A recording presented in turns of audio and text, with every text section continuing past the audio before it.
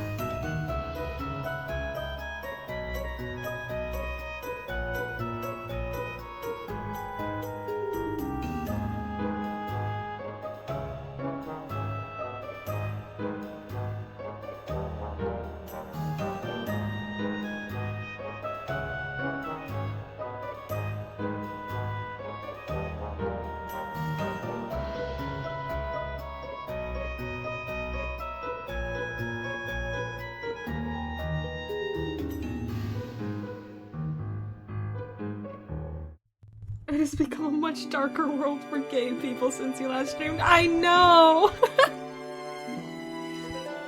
Which is impressive because they were less than 24 hours ago. I know! There's been so much loss. The queer community is in shambles.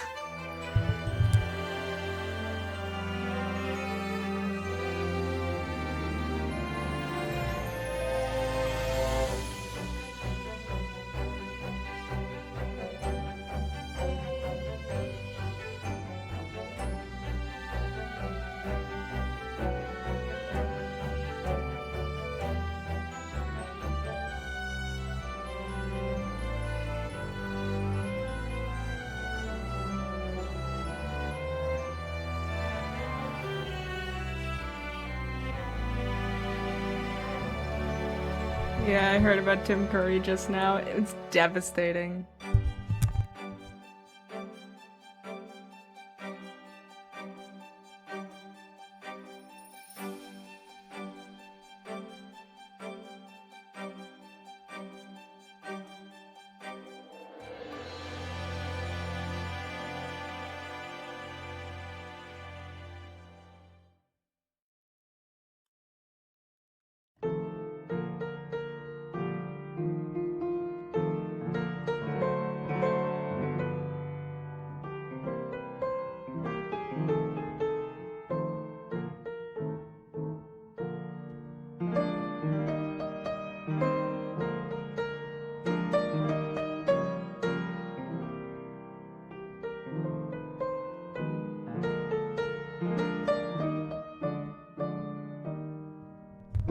Dolly and Tim both. Mm-hmm.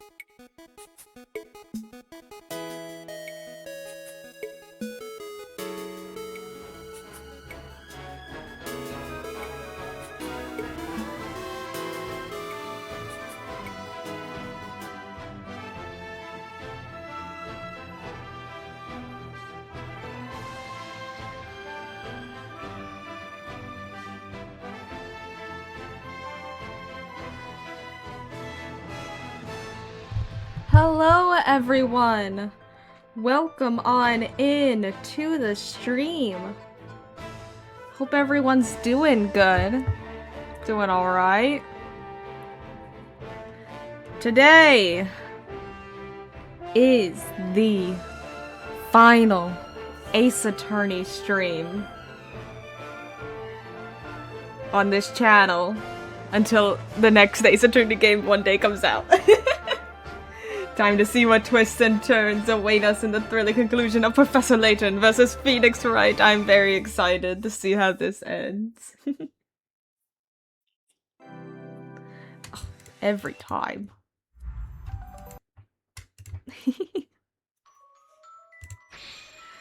Oh boy, we are not stopping stream until we beat this game today. I don't care how much is left. We're gonna keep going until it's over. Until we see those final stuff, everything, until we've seen everything. Yes, that's what I was looking to say. Let's head back in to the epilogue.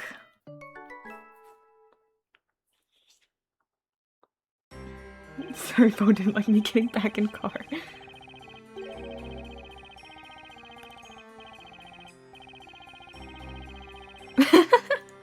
Turns out we had a surprise witness on our hands. The victim himself.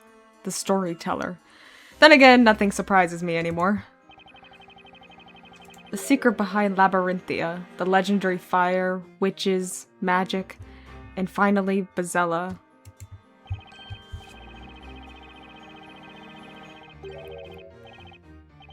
The veil was just about to be lifted off of these mysteries once and for all. Well, there is bonus stuff, but I do not think we need to worry about that right now. We'll see, we'll see, we'll see. Okay, everyone. It's high time we end this. Let's give Labyrinthia the fresh start it deserves and solve these mysteries.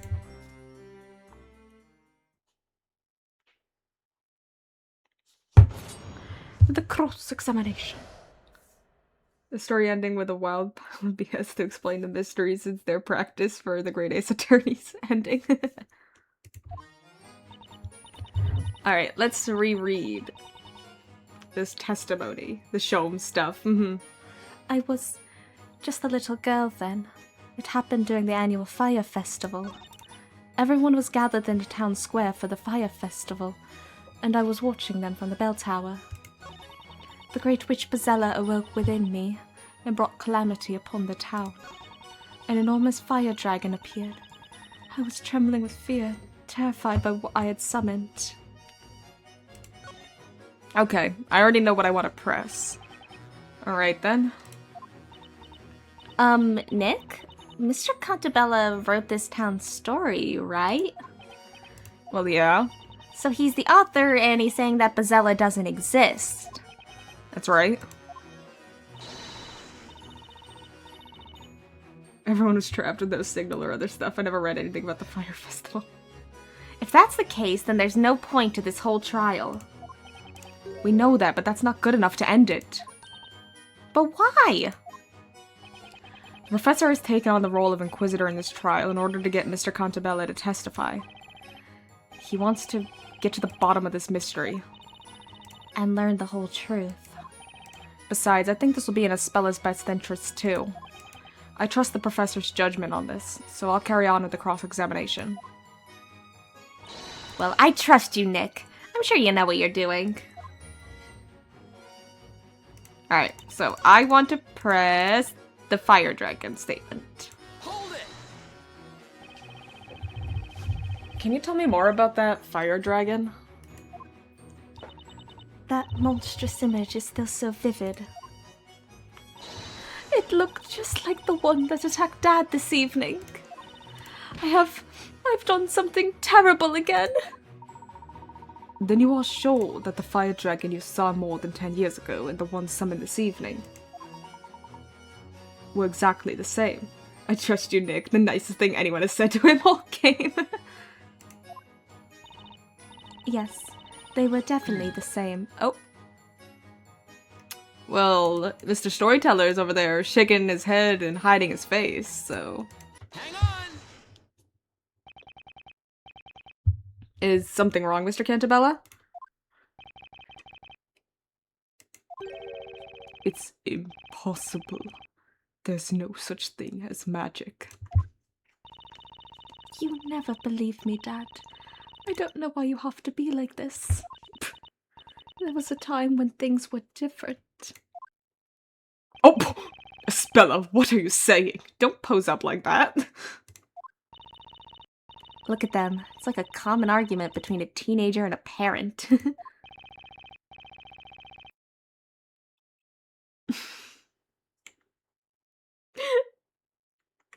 I was about to say something really mean to Maya.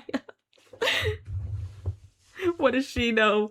What does she know about teenagers arguing with parents? She never had a parent as a teenager. Mr. Cantabella created this town. He knows better than anyone else that there's no magic here. Miss Cantabella. Yes? Would you mind giving us more details of what you saw out too soon? I felt like that was mean.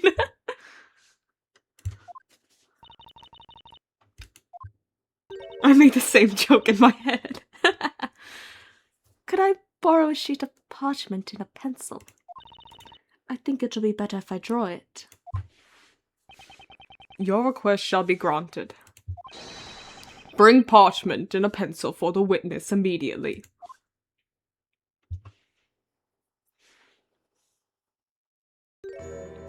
Oh. This is it. This is the fire dragon that I saw that night. I only caught a glimpse of it, but it was real.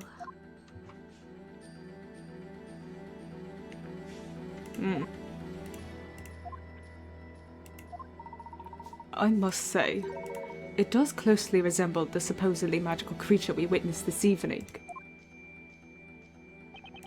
It does indeed. This drawing shall be added to the evidence. A sketch of the fire dragon Aspella saw in her childhood. Touch details to see more.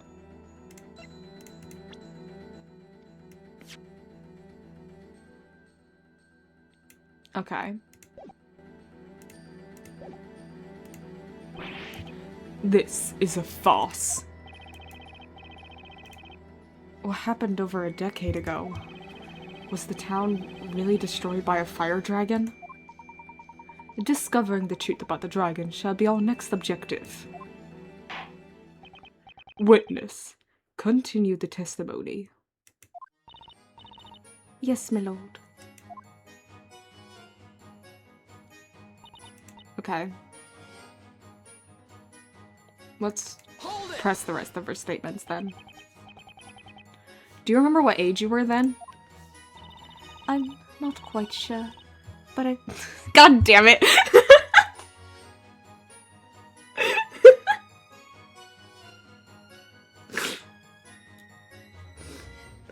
Oh my god. I'm not quite sure, but I think I was 6 or 7. And how old are you now? I'm 18 years old. Oh hey! A spell age drop.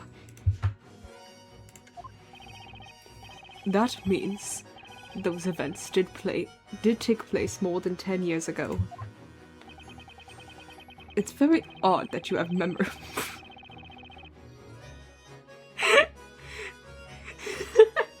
It's very odd that you have memories that old, but perhaps you're mistaken about your age at the time. We only have memories from a week ago because our brains are getting messed with. Your Honor, no one besides the speller has witnessed the legendary fire. Which would mean that the incident occurred before Labyrinthia was created over 10 years ago. Yes, I suppose that makes sense. That doesn't make any sense at all. How many times do I need to tell you there are no witches, no magic?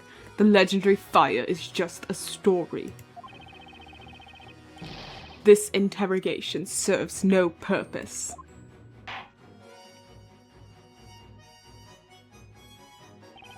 Mr. Cantabella, the court asks you to be quiet during another witness's testimony unless you are asked to speak. Damn.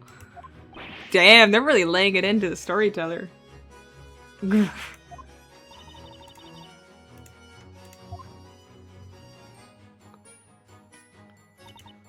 Everyone was gathered in the town square for the fire festival as I was watching them from the bell tower. But if it... Could you tell us a little more about this fire festival you were watching? Yes, it seems to be an ancient custom in this area. The townspeople make a fire offering to the great witch Bazella so that she will not bring misfortunes upon them. A great fire is lit in the middle of the town square. The festival lasts all night long. Okay.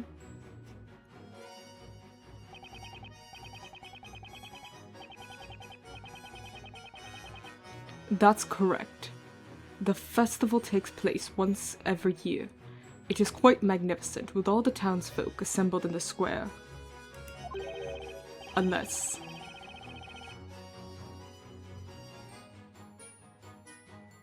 it is a counterfeit memory imprinted in our minds by you. No, this festival has been held here since before I was born. It appears to be a very old custom indeed. By the way, why were you in the bell tower in the first place? Huh? You know, you said everyone was at the town square. Why weren't you there?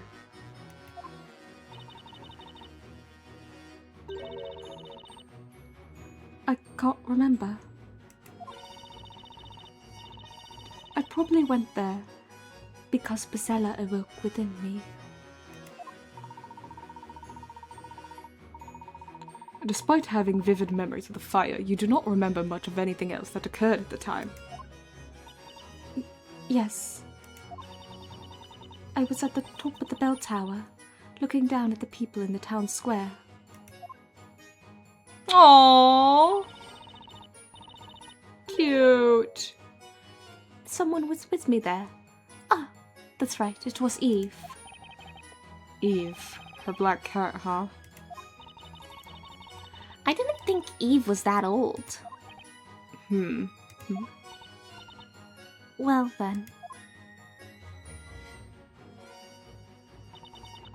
The great witch Bazella awoke within me and brought calamity upon the town. Hold it!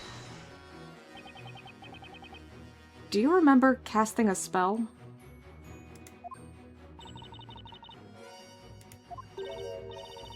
I cannot remember.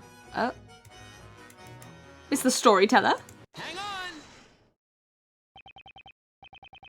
You look upset, Mr. Cantabella.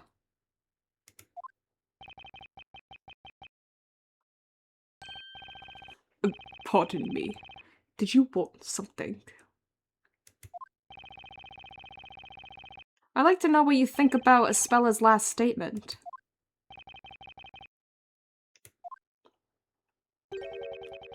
My opinion about all this has not changed since last time. It's all just a dream. Listen to me, Espella. You are not Bazella. There was no legendary fire. Dad, you have no idea how much I want to believe you, but I just can't. I remember what I saw, and how it felt, the heat, the smoke. Magic doesn't exist. It belongs in fairy tales. There are no fire dragons either. Espella seems certain that she saw a fire dragon at that time.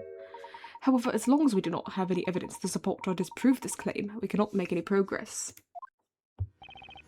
Do I have any relevant evidence? Anything that could demonstrate that the fire dragon Espella saw as a child was real? Well, I mean, Your Honor, what is it, defender? The defense will present evidence. Evidence? I suppose you mean evidence that will prove that my daughter's memories of the dragon amount to nothing more than wild imagination. On the contrary, I'm pretty positive Espella did see the dragon. What? I thought you had more sense in you.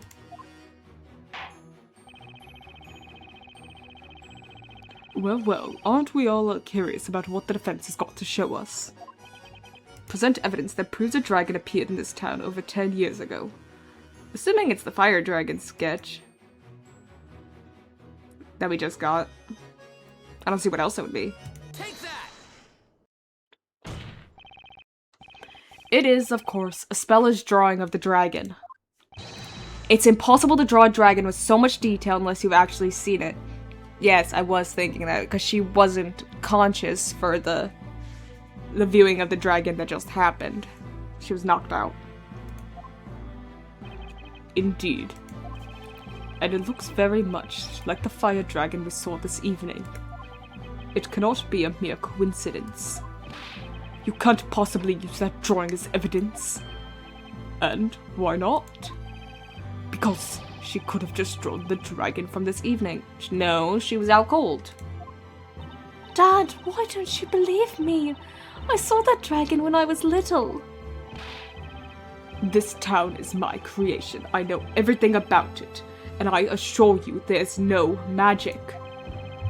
If there's anyone who can tell you what's possible and what is not, it is me, the creator of Labyrinthia. Your overconfidence has clouded your judgment and is preventing you from seeing the truth. What do you mean? In order to see what is really there, you need to reject biased assumptions and keep an open mind. You are overlooking certain facts precisely because you are the creator of this town. It's nothing short of insanity. Magic doesn't exist, and yet Espella says she saw a fire dragon. It seems like a contradiction. But perhaps it is not. Mr. Wright. Yes? A solution to this mystery is out there. We just need to find it. Do you suppose you know where it is? Magic doesn't exist. Espella saw a fire dragon. Where is the evidence that bridges the gap between the two? in the court record, in the belfry. It's the town itself. Okay, well, let's check their court record first. Magic doesn't exist, and Aspella saw a fire dragon. Case outline, no. Invisible robe, no. Contraption? No. Bell tower plan? That would come back to the belfry, so. Vigilante's report? No. Footprint sketch? No. Pendant? Probably not. Fire dragon sketch? I mean, we just did that. Okay, so probably not. In the belfry. Well, let's look at the bell tower. Belfry's up here.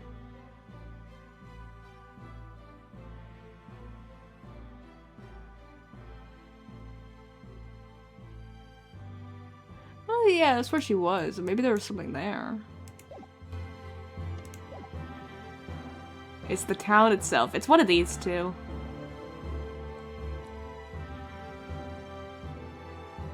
I'm gonna go with the belfry because I want more information on all of that.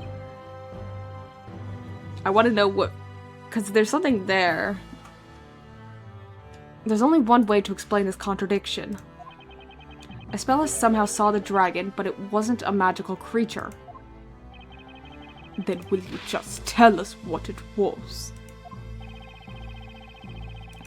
The event took place over 10 years ago. What she saw then should still be in the place where she was at the time. It's still there? Yes, Your Honor. And that place is the belfry. It's in the belfry?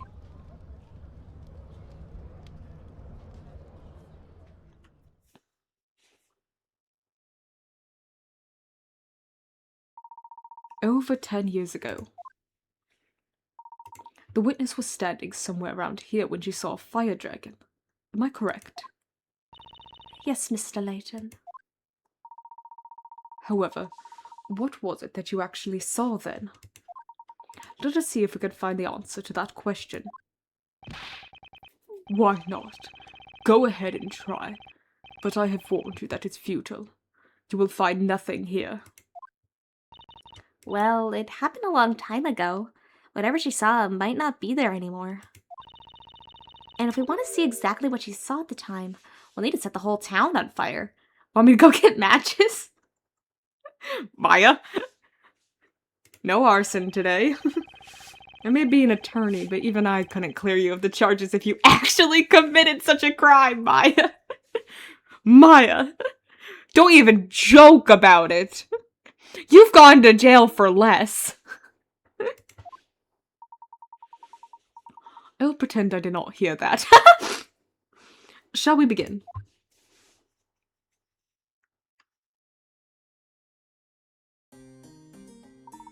Let us look for the fire dragon.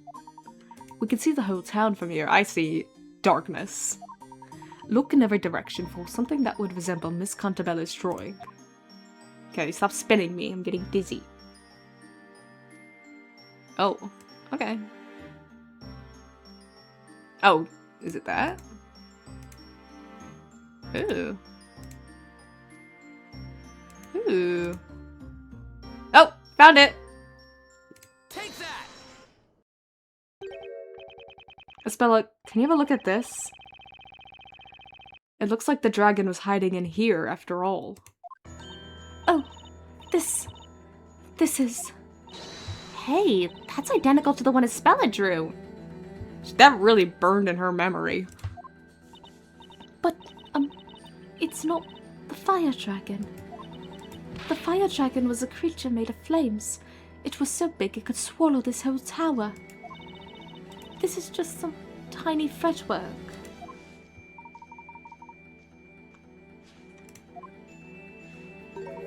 I think we can consider this mystery solved. I suggest we all head back to the court. I'll explain everything there. Is that all right with you, Mr. Cantabella? Well, he knows. He knows.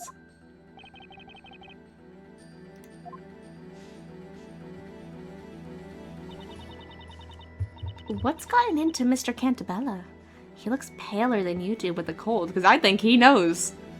I think he knows what's up. That's why he's so insistent about Isabella not talking about it anymore.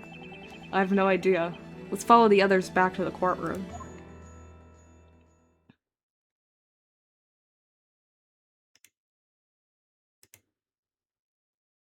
Layton and storyteller have about 90% of the picture. Nick has 75%. The Inquisition's investigation seems to have yielded some unexpected results. But can someone explain them to me?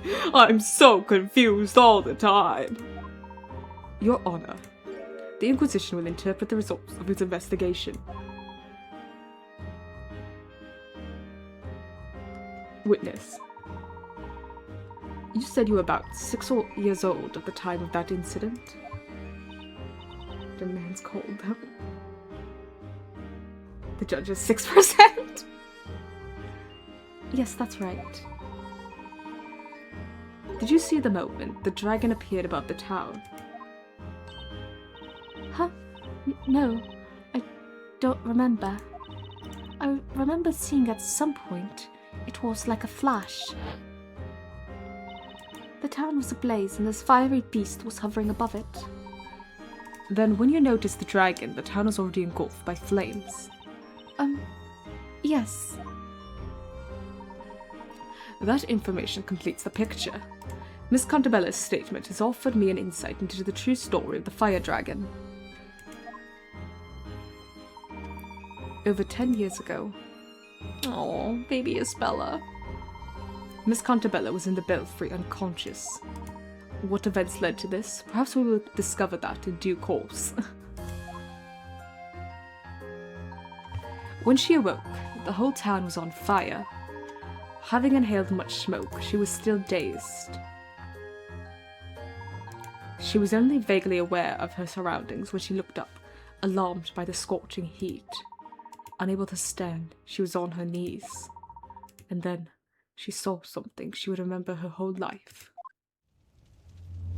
Yep. I figured. She saw a terrifying dragon attacking the town. She saw it through the fretwork in the balustrade.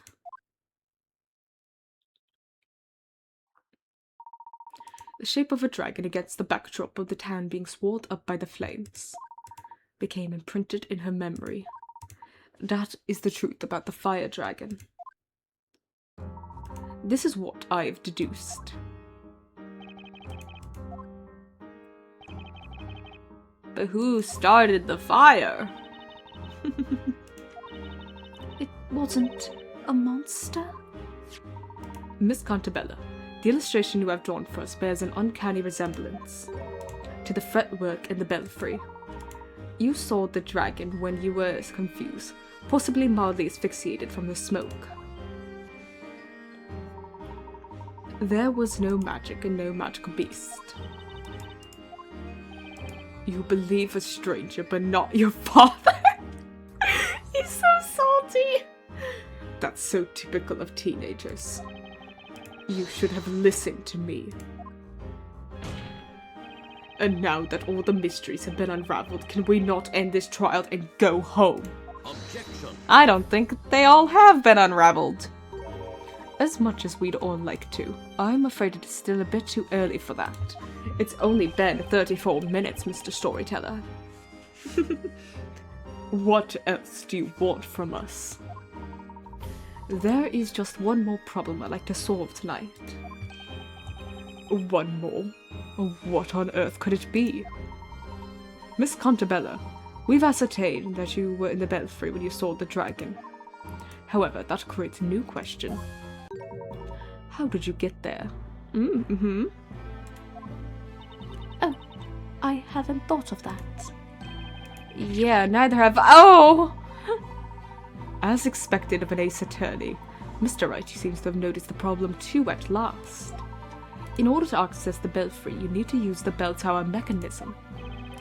The mechanism can only be set in motion with the pendants. Very convenient. That we know the two people that have them. Indeed. Miss Cantabella, did you have your pendant with you at the time? Yes, I think I did. I always had it with me. But why did I have that pendant? I can't remember it at all. This pendant is not just for show, it's the key to the belfry. Why was she carrying it around? We must also not forget that one pendant does not suffice to operate the contraption. There was a second person there. Oh, Miss Darklaw, are you going to reappear? 2 of them are required. 2 pendants.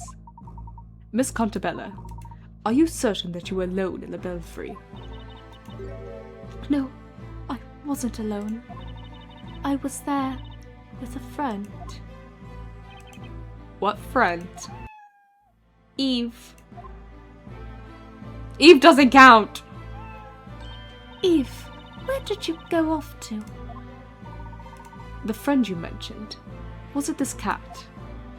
Yes, she's my best friend. We've always been together. Without Eve, I would have been so lonely. That kitty's always appearing out of nowhere to keep a spell of company. Of course she does. After all, Bazella is always accompanied by a black cat. What you saw from the bell tower when you were little was so terrifying that even an adult would have been scarred for life. The town burned in front of your eyes. You thought you saw a fire dragon. You see, your memories have been twisted by the horrors you saw. What do you mean?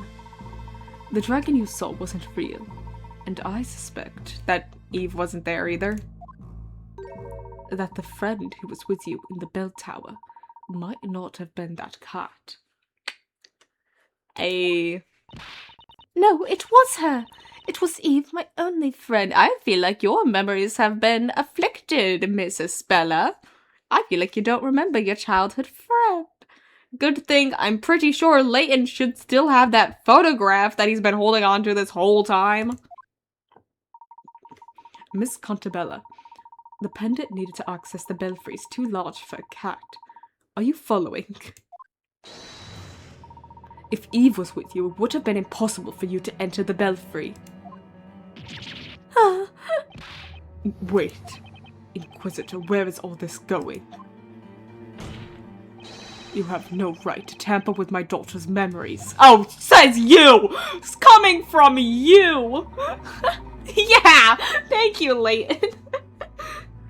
You are right, of course. However, neither do you. Nor should you attempt to cover up the truth. No, you're wrong. Eve was my only friend. Think about that day again, Miss Contabella. You went to the top of that bell tower with a friend who also had a pendant. Well then, why don't we have the defense present some evidence? Oh, me present evidence? Me? I'm not the one bringing this up! Make the Inquisitor do it! Yeah, the storyteller is probably my least favorite main villain in the series for, like, definitions of main villain. Who better to mess with a child than their own father? Can you prove that someone was with Miss Contabella in the belfry that day? What? This isn't my argument! I didn't make this argument! The Inquisition made this argument! If so, I'd very much like to see the evidence. What? Why me? It was the professor's idea. That's what I'm saying.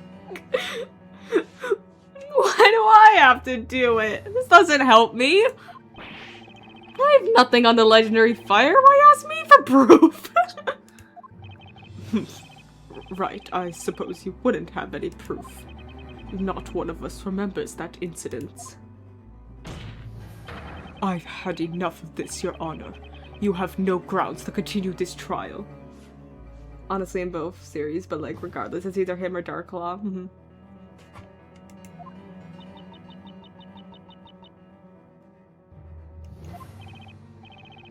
Well, we appear to have reached a dead end. There is nothing else for us to do. Professor, this was your argument. Bring out your evidence. Objection. Thank you.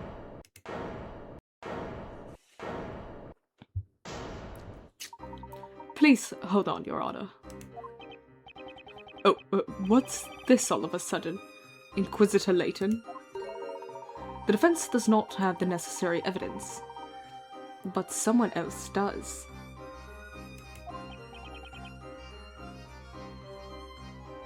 What do you mean?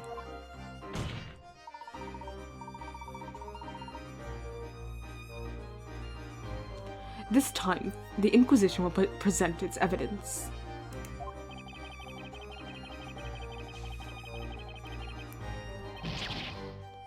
Oh, shoot! Oh, shoot!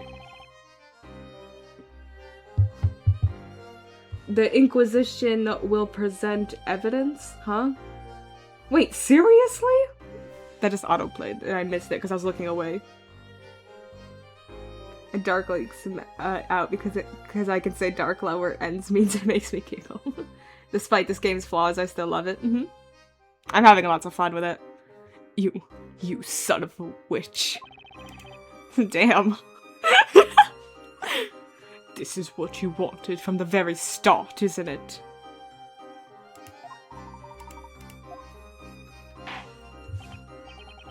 Well, in that case, the Inquisition shall present evidence. That's funny.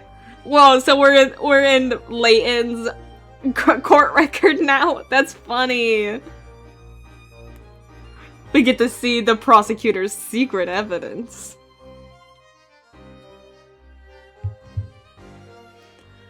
The Inquisition shall present evidence that somebody was with Miss Cantabella in the bell tower when she saw the fire dragon. The Bell of Ruin. Giant bell found in the ruins that's made of pure silver. The first story. A handmade picture book about witches found in a speller's room within the storyteller's tower. Picture of 2 girls. A photo of 2 little girls found in the storyteller's room. Touch details to see more. Aww. Where's the updated autopsy report? Oh, and Belduke's suicide note. He wrote to his friend about his daughter and his feelings of guilt. Have a look. Have a look! Cute! This is the proof. This photograph shows Miss Cantabella with a friend. Golly. Oh, it's gone. The suicide note. I just realized it mentioned Belduke's daughter. What if Miss Darklaw here is the daughter? Golly, this is... Layton never went to law school, so he doesn't know the verbiage.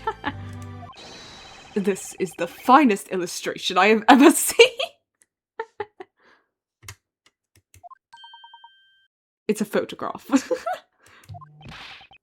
It looks as if it were a reflection of the real world on a paper.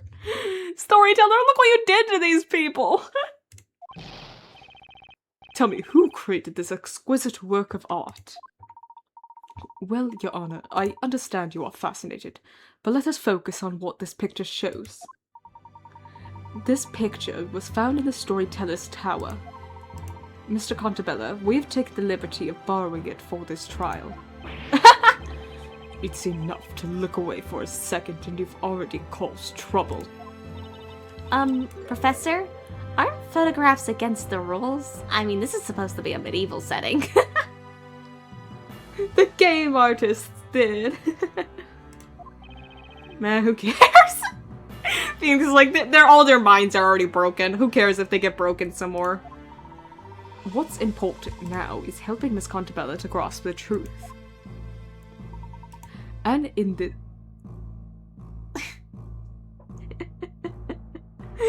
Professor, you can't say that.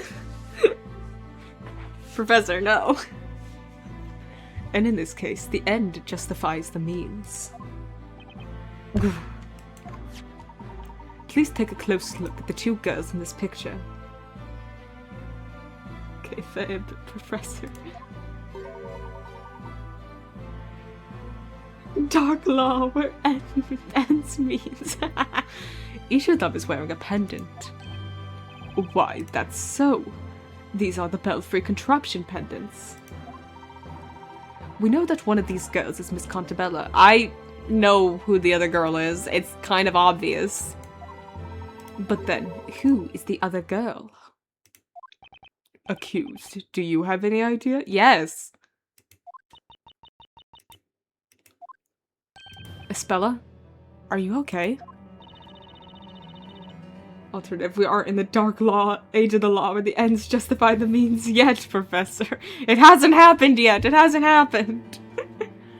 It doesn't look like she is. It's me. And the other girl she's... I don't know. Ah! Espella.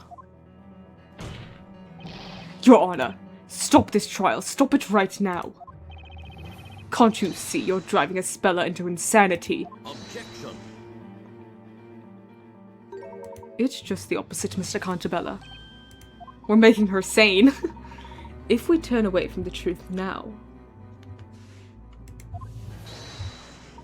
Espella will close herself to the world forever. Mr. Wright. Yes? You know who it is, don't you? Breaking those black cyclocks. You know the identity of the other girl in this picture. I mean, yeah, it's kind of obvious.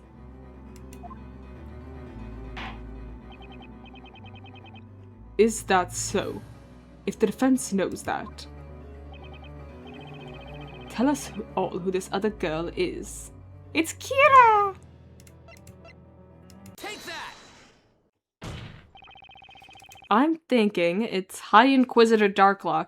You mean the girl that looks exactly like that and also has that exact pendant? Crazy. High Inquisitor Darklaw? I cannot say I didn't have the slight suspicions about her, but oh my, it's a wig. Gasp. Miss Contabella, what do you say? Do you now remember the girl next to you in this picture? I was with Lady Darklaw. This is crazy. What are you basing this preposterous claim on?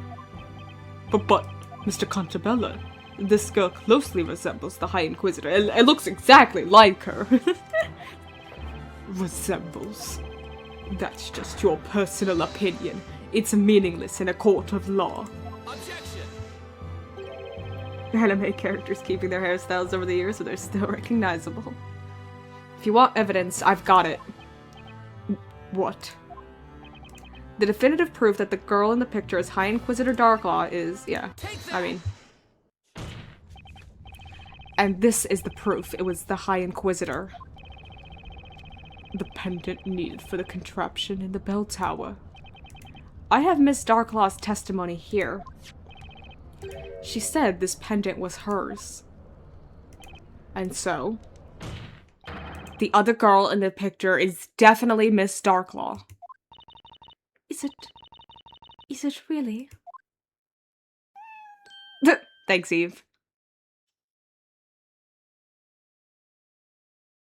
Oh, there she goes.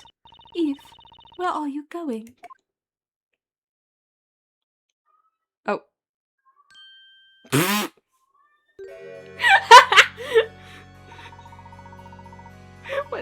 Was she just standing there the whole time in the invisible cloak? I was expecting you, Miss Darklaw. I see that I was not mistaken about you. We'll run a DNA test. A what? Damn it. I trusted in your ability to get this far. High Inquisitor Darklaw, where did you just appear from? Does your memory not serve you well, Your Honor? No! That's the whole point of this trial! All your memories have been messed with! You know what I am. I can disappear at will any time I wish to. So, storyteller, everything has worked out just as you had written, O revered creator of Labyrinthia. Darklaw. Lady Darklaw.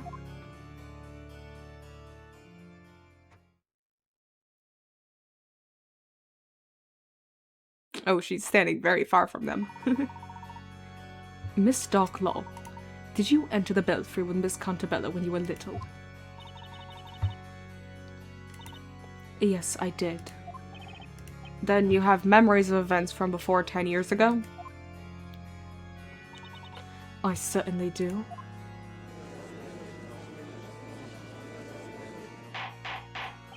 Order! Order! Order in the court!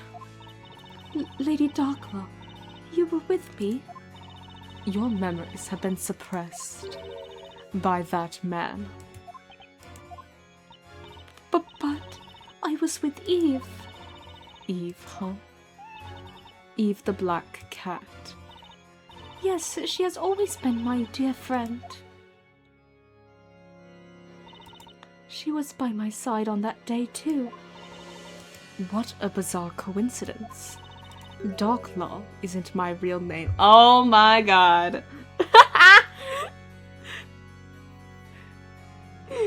Is it Eve? What? What is your real name? It's Eve. Oh, that's good. That's a good plot twist. I like that. What? What? You are Eve.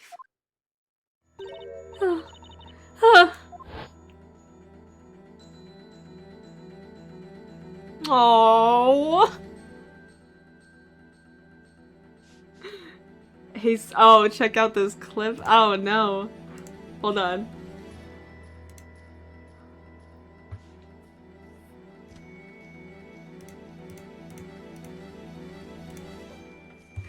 Hey, mute the gameplay for a sec. Was the one responsible for attacking the witness and locking her up on the top floor of the bell tower. I know it opened on her because she was the last person I was looking at in the profiles, but I just think it's really funny. It was Eve, Your Honor. Eve. Oh my god. I don't know why she did it. Professor Layton. Oh my god. I can't believe I did that. There's no way.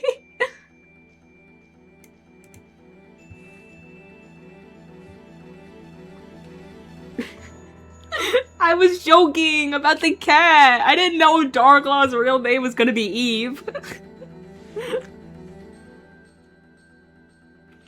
Eve. Espella. My dear friend, Eve. Aww. It can't be. That flashback. Was it real? Darklaw, why are you doing this?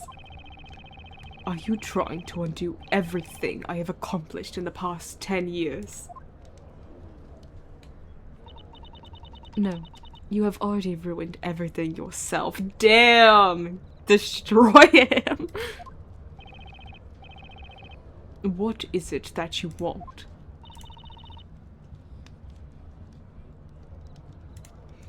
This is almost as good as the other person I watched playing Ace Attorney Investigation, saying there's no way the mastermind was the killer because that would prove Eustace Wright in his intro. What I want. My aim is to make the truth known so that everything returns to how it should be. Miss Darklaw? Will you tell us what you remember about what happened back then? More than 10 years ago? It would be my pleasure.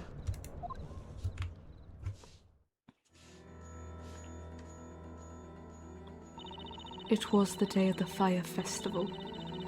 Espella and I went up to the bell tower.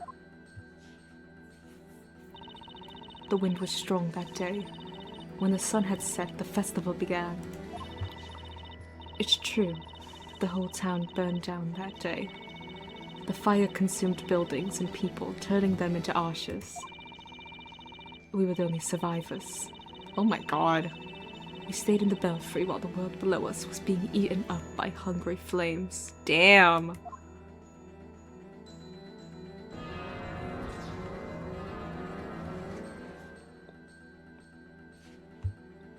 The legendary fire is no fable. It happened here more than 10 years ago. Objection! There are no such things as magic and fire dragons. So how could a whole town be destroyed in just one night? Oh, there's no such thing as magic and fire dragons, but there is such thing as fire. Arson. Who started the fire? Which one of you girls? Which one of you girls lit the town on fire? Also the Great Ace Attorney one, where you talked about Genshin coming back to life, and I had to yell at someone like father, like son, before I exploded.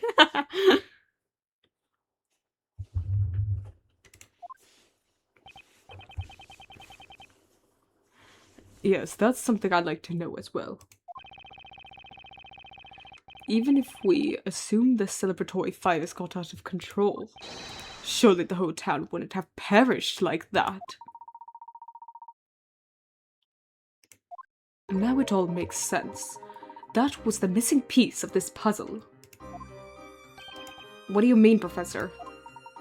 I can imagine now what transpired that night. What happened in the belfry and what caused the legendary fire? We have all the clues we need.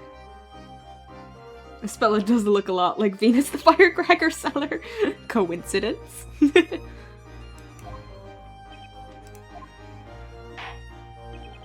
If the Inquisition has evidence to show us, I'd very much like to see it. I like how we're playing both as the defense and prosecution right now.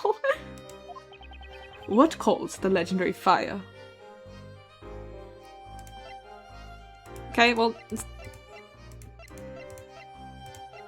it's one of these two options. I'm guessing since they were in the belfry, here's my theory. Since they were in the belfry, they must have accidentally knocked the Bell of Ruin, or maybe on purpose they knocked it.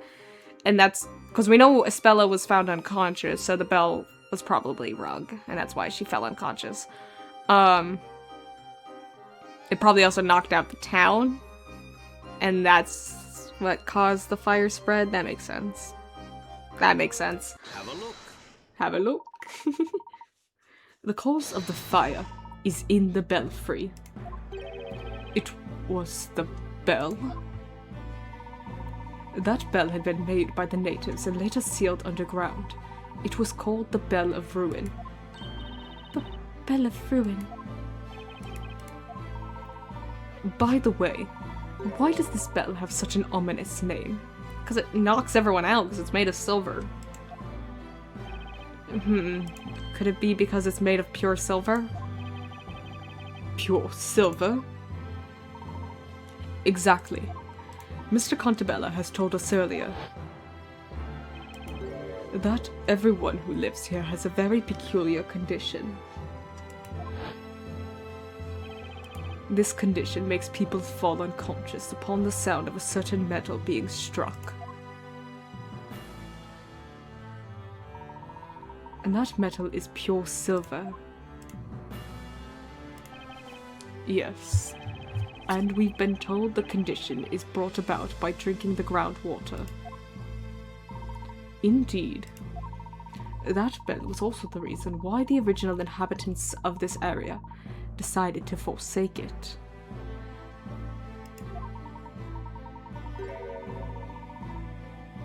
It seems that the Bell of Ruin caused the devastating disaster. To those who have gained entry into this sanctum, heed our words. You must not ring the Bell of Ruin.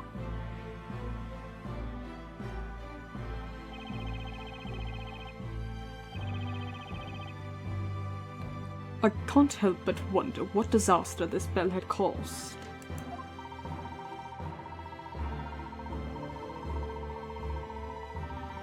An enormous bell made of pure silver, and the locals with their peculiar condition. It's not too hard to imagine what happened. It was probably the same calamity as the one that happened over 10 years ago. And that is? Well, what disaster happened to this town before Labyrinthia was built? Oh! The legendary fire. Now, let us contemplate the following scenario. What would happen if the bell of ruin was sounded during the fire festival? Oh. Everyone who heard it would fall unconscious. As it was an annual festival, all the townspeople were assembled in the town square. Oh dear. Therefore, on the night of the fire festival over 10 years ago, all the residents instantly lost consciousness when the bell was struck. Oh no. Had it been even just slightly windy that day, the fires lit for the Great Witch Bezella would have gone out of control, and they would spread throughout the town with no one left to stop them. Because everyone was unconscious. Exactly. That also includes the 2 girls who were in the belfry. I told you I would bring up the meaning of the seals from the ruins. Yes, yes, yes, yes. Espella and I. You were the closest to the source of the sound, so it was inevitable. When you recovered consciousness, it was already too late. The town had been swallowed by flames, as if a fire dragon had come to burn it. That was a calamity caused by the bell. Calamity. You say here that the cause of calamity is the Great Witch Bezella. That night in this very town, Bezella was more than a mythical persona. Oh. Espella. She's losing it again. Oh my god. Send it to the Discord. Ooh, I'll check that out after this scene.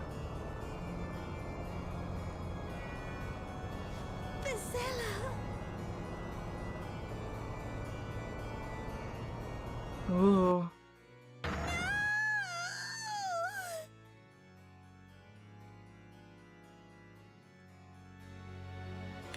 Who rung the bell? Was it both? Oh my god, to be continued! What a cliffhanger.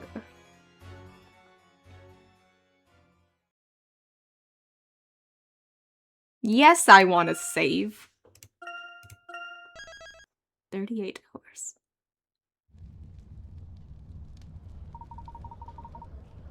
Alright, let me check out that. The 3 seals and their symbolism. The seal of Leviathan, symbolizing an untamed primordial hazard, represented by the underground river/current. It guards the threshold to the deep ruins. Narratively, it reflects the overwhelming dangerous force of the town's hidden past and the fluid, shifting nature of the witch's curse that the characters must safely navigate.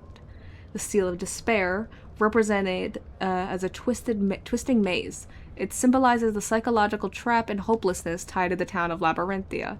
It mirrors the inescapable guilt and fabricated reality encasing Espella and the townspeople, where every logical path forward seems blocked by despair. The seal of sages, requiring the combined symbolic strengths and wits of both Professor Layton, logic/mystery, and Phoenix Wright, law/truth to solve. This final seal represents unity and collaboration. It emphasizes that the ultimate truth of Labyrinthia cannot be unraveled by rational deduction or legal cross-examination alone, but requires both disciplines working in tandem. Ooh, that's very cool. Mr. Contabella, I would like to apologize for putting too much pressure on your daughter. She's possessed again! Only your words can bring her back from the brink of madness. Let her hear the truth from her own father.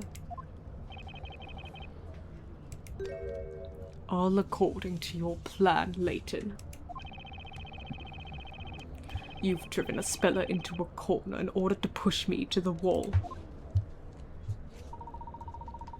I had no other choice. Espella, listen to me. You haven't done anything wrong. You didn't cause that accident. You have suffered so much thinking that you were Bezella.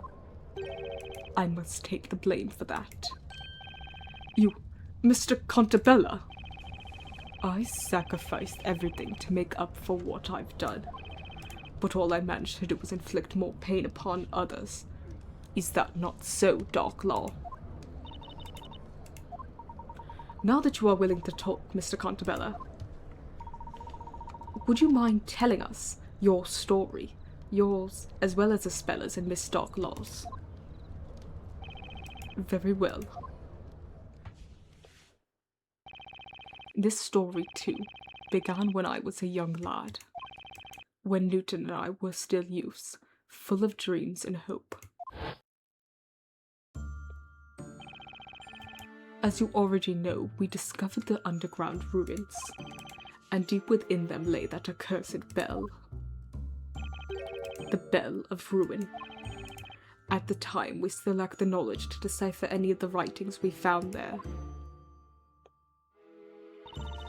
This bell is magnificent. It's bound to make the most beautiful sound. I have an idea. Why don't we make this bell the symbol of our town? How do you propose to do that? Let's build a bell tower for it. Then we can ring it on special occasions. Oh dear. Oh no. That's not a bad idea. Then it's settled. When we grow up, let's do it. Okay, just don't forget about it. The two of us chose different paths in life. I studied management in London while Newton devoted himself to the study of natural sciences. And then you made a fortune following the invention of a new anesthetic.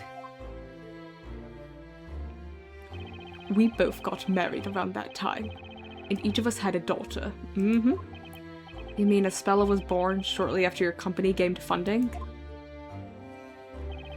That's right. We eventually returned to our hometown and set about realizing our childhood dream. Having built the bell tower in the middle of the town square, we retrieved the bell itself from the underground ruins.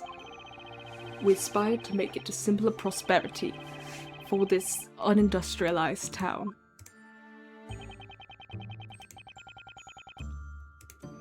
The bell was to be officially displayed during the annual fire festival. It would be rung in the morning, following the night of celebration.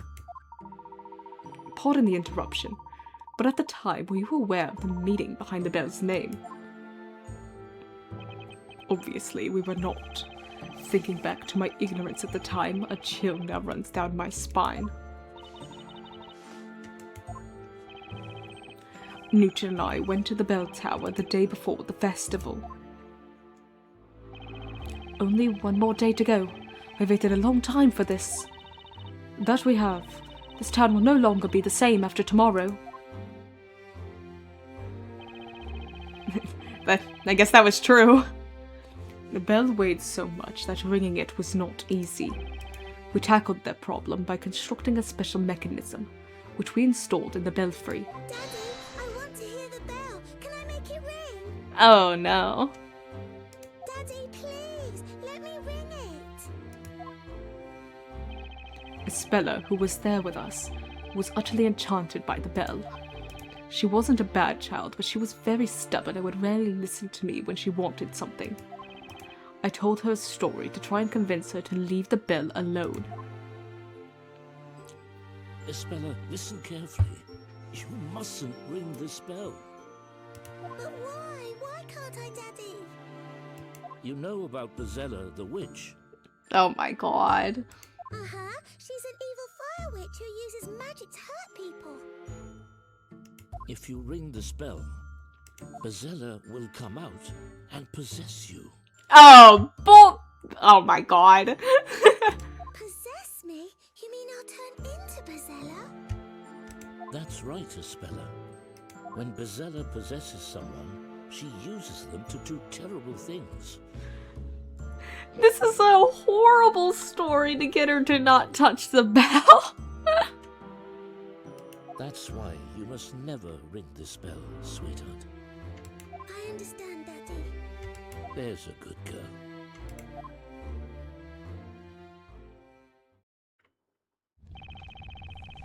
The legend of Bezella has been passed around these parts for centuries.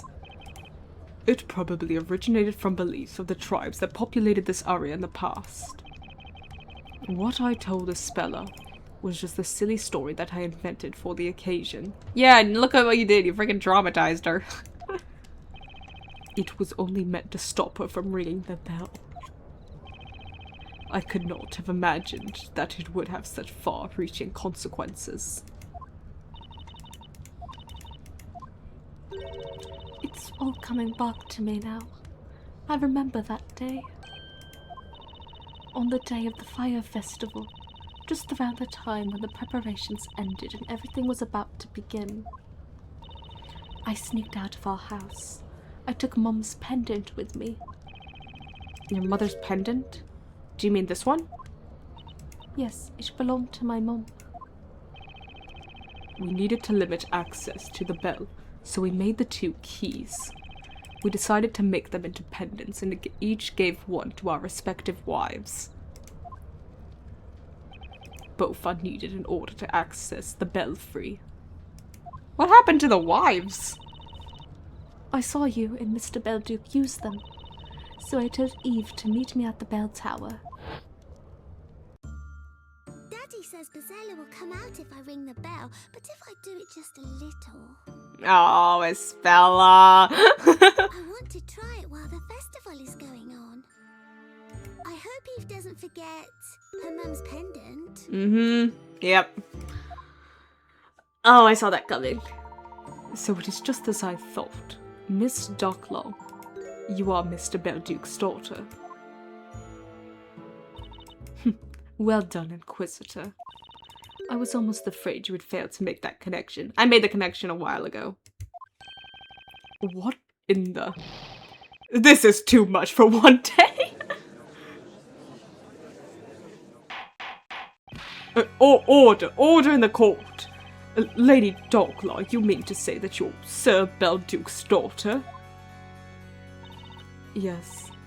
My real name is Eve Belduke. I'm the alchemist's daughter.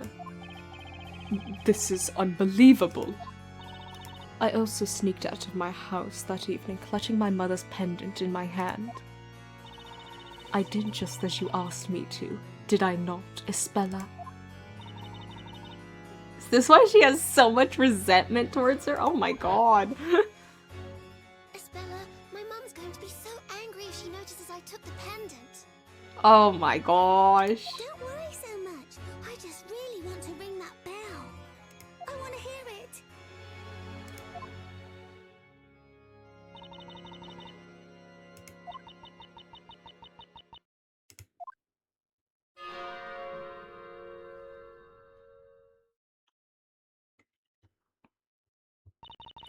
I rang the bell against my father's warning, and so Bezella possessed me.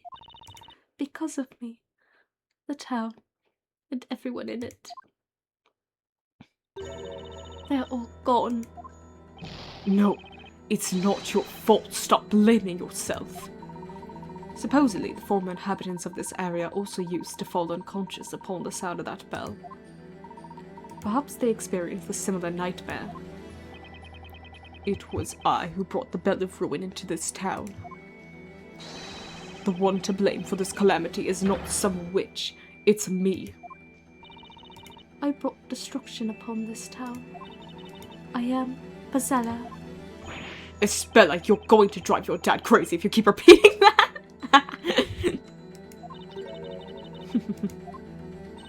Seeing you like this has given me a strong feeling of déjà vu. Eve, how can you be so evil? Are you happy now? I'm afraid we're in the dark as regards Miss Docklaw's sense of déjà vu. Only 4 people survived the fire. Only 4? Storyteller, Belduke, Darklaw, Espella. So, did their wives die in the fire? That's messed up. Only 4? Espella and Eve, who were in the belfry, and the only 2 residents who did not participate in the festival, Newton and I. And where were you at the time, if you'll permit my asking? We were investigating those fateful ruins. That's why we didn't notice anything until it was too late. It was getting near the time at which we planned to ring the bell, so we headed towards the town. Then we saw it. The town had been burnt to ashes, the air shimmering from the heat. That's too awful for words. We searched for survivors, sick with anxiety. Eventually we found our daughters in the bell tower. Oh! Espella was unresponsive, like a doll. Eve was crying at her side. Why didn't she fall unconscious? Or did she? Huh. A relief at having found them vied with terror caused by the disaster. The worst night of my life ended, pierced with the first rays of sunshine. But then, it seemed Espella was already lost to us. We had lost her to Bezella. She wouldn't speak, eat, or even leave her room. She thought she was Bezella and that she had destroyed the town. I couldn't get that out of her head. What she saw from the bell tower must have been so terrifying. But it wasn't shock from what she had seen. My own words had put her in that state. Had I only not told her that stupid story.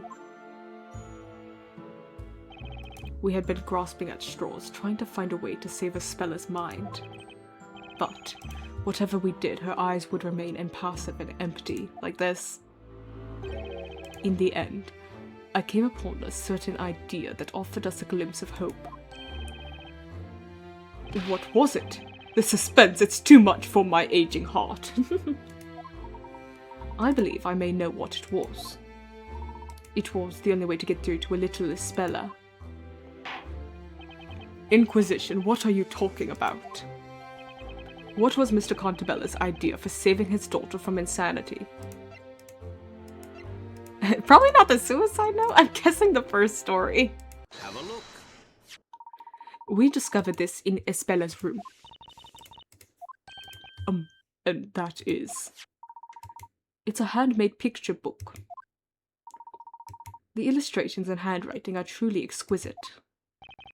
That's the first story I wrote.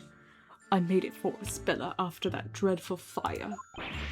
Oh, the storyteller's first story. It was but a simple children's story. The plot was very straightforward. The townsfolk joined forces to banish evil witches who serve Bezella. Espella, do you understand now? You aren't Bezella. Bezella is somewhere out there, sending out other witches to do bad things to the people of our town. Mess with her mind more!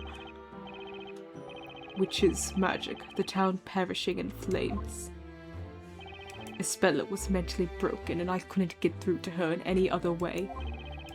I talked to her as if magic and witches were real, avoiding any mention of that fire. Daddy. Are witches real? Espella spoke to me for the first time in so many days.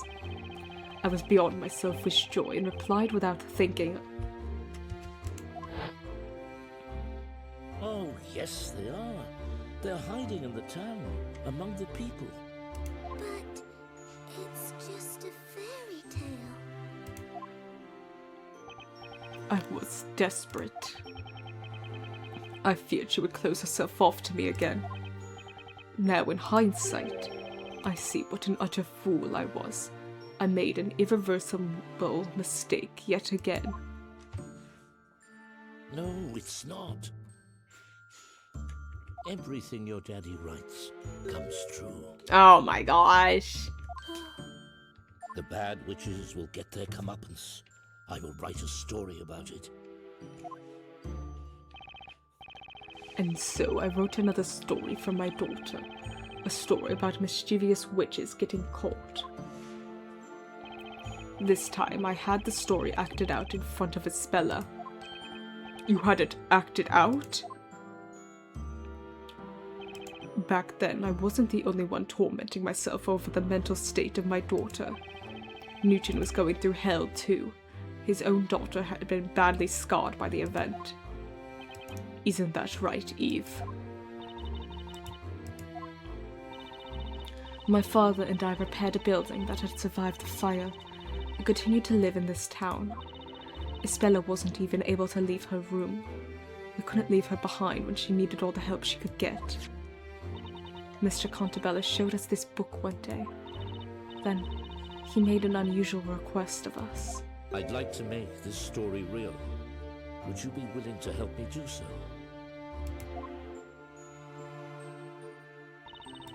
To our surprise, he was entirely serious. Seeing that, we gladly offered our help. A story about evil-doing witches getting caught and punished, and Bezella the source of them all. Were you paying attention, Isabella? Witches got what they deserved, and peace has been restored to the town. That makes sense. Why they were doing everything they were doing then. Isabella smiled at the end. Then she whispered to herself. It wasn't me. Oh, Isabella. When I saw her smile, I felt as if something broke inside me. I couldn't afford to let her be sad again. Maybe if Bezella were to exist in this town, Isabella would stop thinking she herself harbored the Great Witch. I continued writing stories about witches. Eve and I would act them out for Isabella.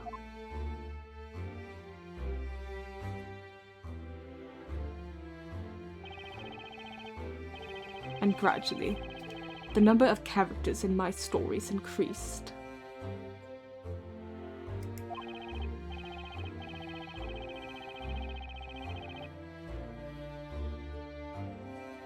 That was, of course, largely due to the ongoing reconstruction of the town.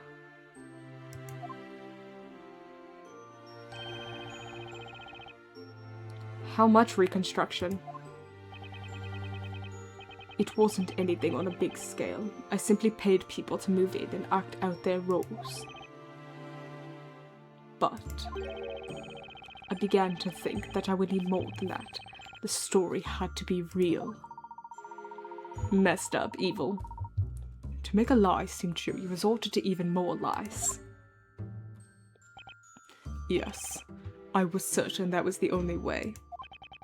How did I do so? I remembered about Newton's research. He was working on a certain medicine. It was a kind of tranquilizer made from local plants that he was testing at the time. But it was difficult to put into practical use. The substance had a danger of causing unconsciousness and hypnosis. I can see how that would be abused to cause much harm, supposing it fell into the wrong hands. At the same time, it was just what I needed for my ambitious project. I contacted the government, and that was the beginning of what came to be known as Project Labyrinthia.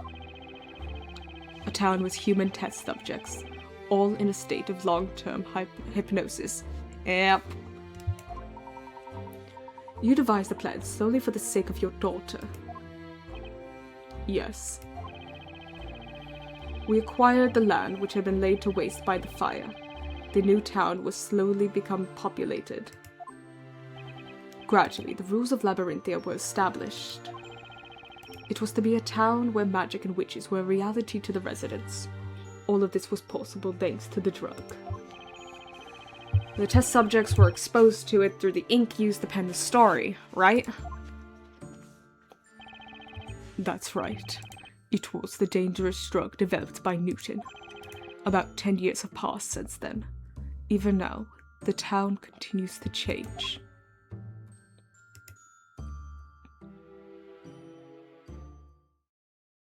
Don't bow. Don't bow.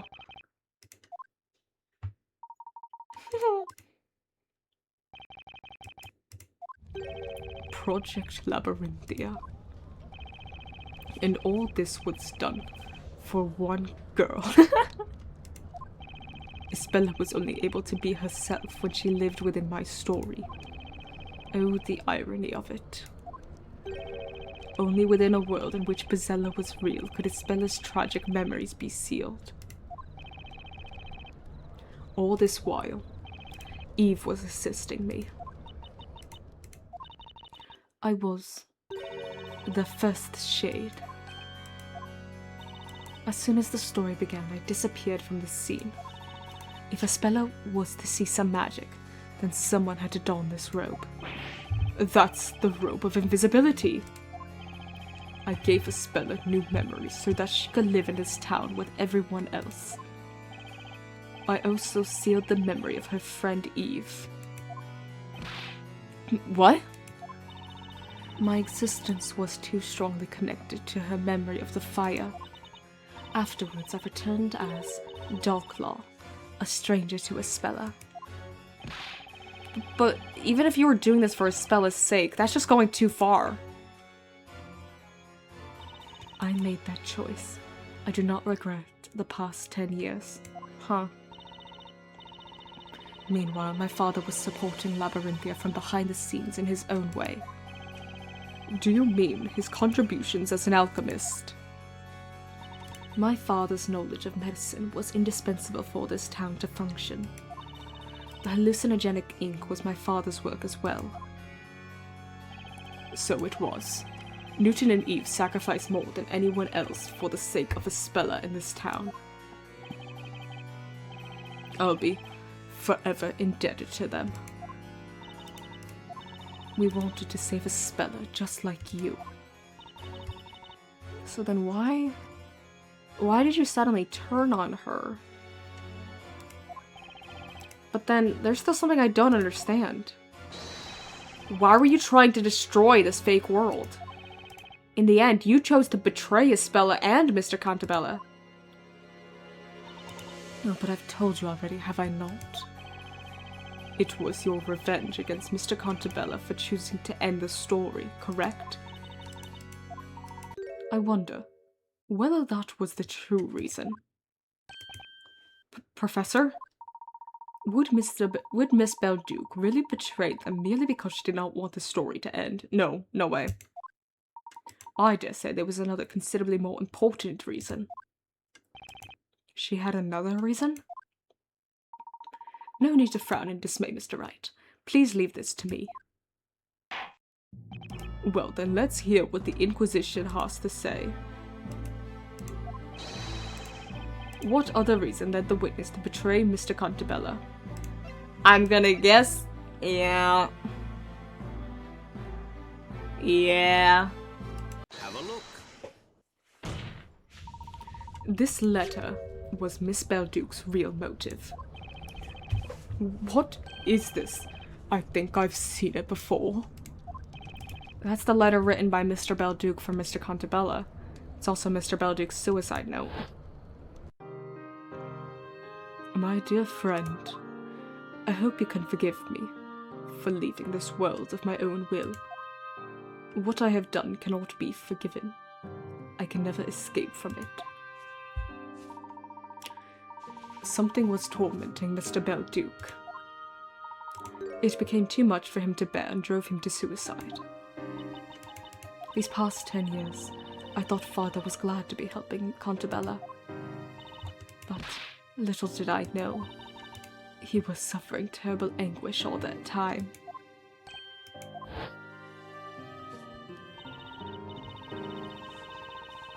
Cantabella twisted the lives of so many people for the sake of his daughter. Was the story not but a glorified lie, stripping so many of what little happiness they had? All those years, Father was racked by a crushing sense of guilt. His agony culminated in the incident of 3 months ago. Mr. Belduke's death.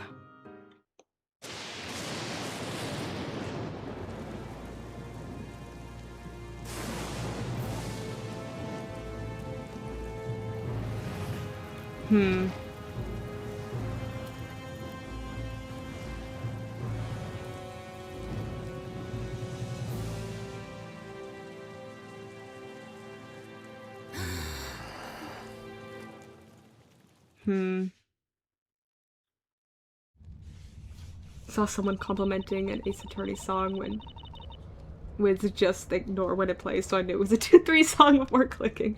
It was Ben and Trillo's theme. Oh no. Before Labyrinthia was created, certain things had to be concealed in order to seal Ispella's memories. The bell tower, yeah. Had she seen them, she would have remembered. They were simply too dangerous for her. One of them was me. Ispella's friend Eve had to be reborn as a shade and disappear into the forest. The next thing was the bell tower. I see. Had she seen it, it would have been certain to stir up those traumatic memories. Memories of the legendary fire. The only way to prevent that was to erase the bell tower from Labyrinthia. But how can you do that? Using the same method as with this robe. The robe of invisibility. In short, we covered up the tower with a huge robe. Although it wasn't as easy as it sounds. In other words, the bell tower had been there all this time. Only the townspeople couldn't see it, is that correct? Indeed. I don't know what to say. At any rate, the situation changed due to that lightning strike 3 months ago, did it not? It was a most unfortunate accident. The lightning set the bell tower's cover on fire. Oh, that's why it reappeared. That cover was quickly consumed by flames, revealing that abominable bell tower. I'm lurking, but you need to know. Hi, Matt! I was here for the end. Hell yeah! You were here! The beginning of all of this, the Bell of Ruin, appeared before us. 'Twas a mockery of our efforts. That tower emerging from the flames must have seemed like a sign of divine anger to Mr. Belduke. A sign that no matter how you attempt to conceal your sins, the truth will eventually float up to the surface. Having realized this, Father chose death. He was such a kind-hearted man. I didn't have an inkling of what he had been going through. To him, the participation of Labyrinthia's people within this project was not voluntary. It's not! Even though they had themselves signed the contract, I believe he felt those people were being deceived. Yeah! Their whole lives were stripped from them.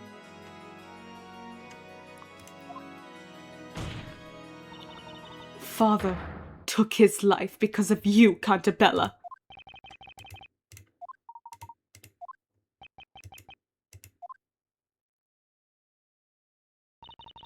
Now you know why I did what I did.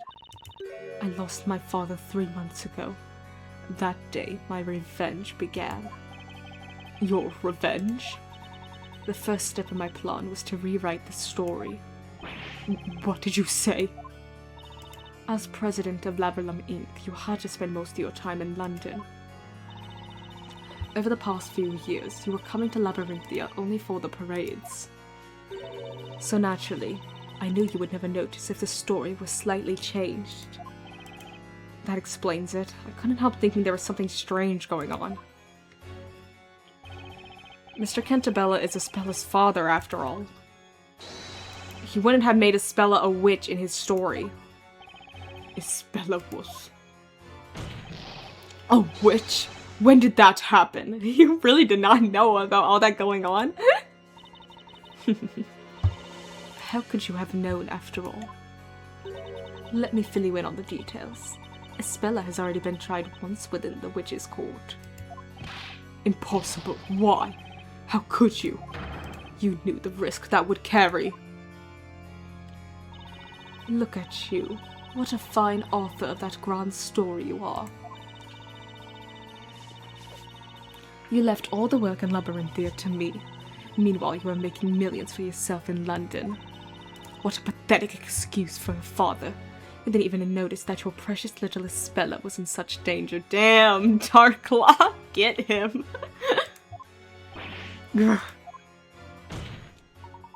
Miss Belduke, why did you do that to Ispella? Do you even need to ask? I did it to unlock her memories. You mean, when the legendary fire took place, Aspella was so traumatized that she closed herself off to the world. We were just little girls then.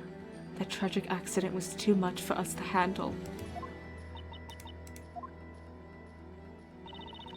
This fictitious town was created as a facade, to keep the truth away from Aspella.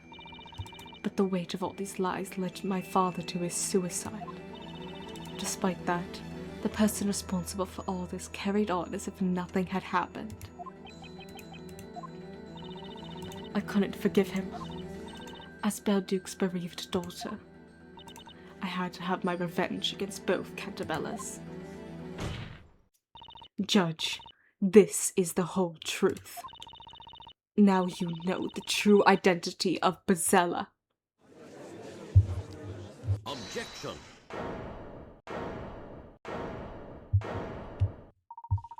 You say this is the whole truth, but is that really the case? There's more? Professor, what are you going on about now?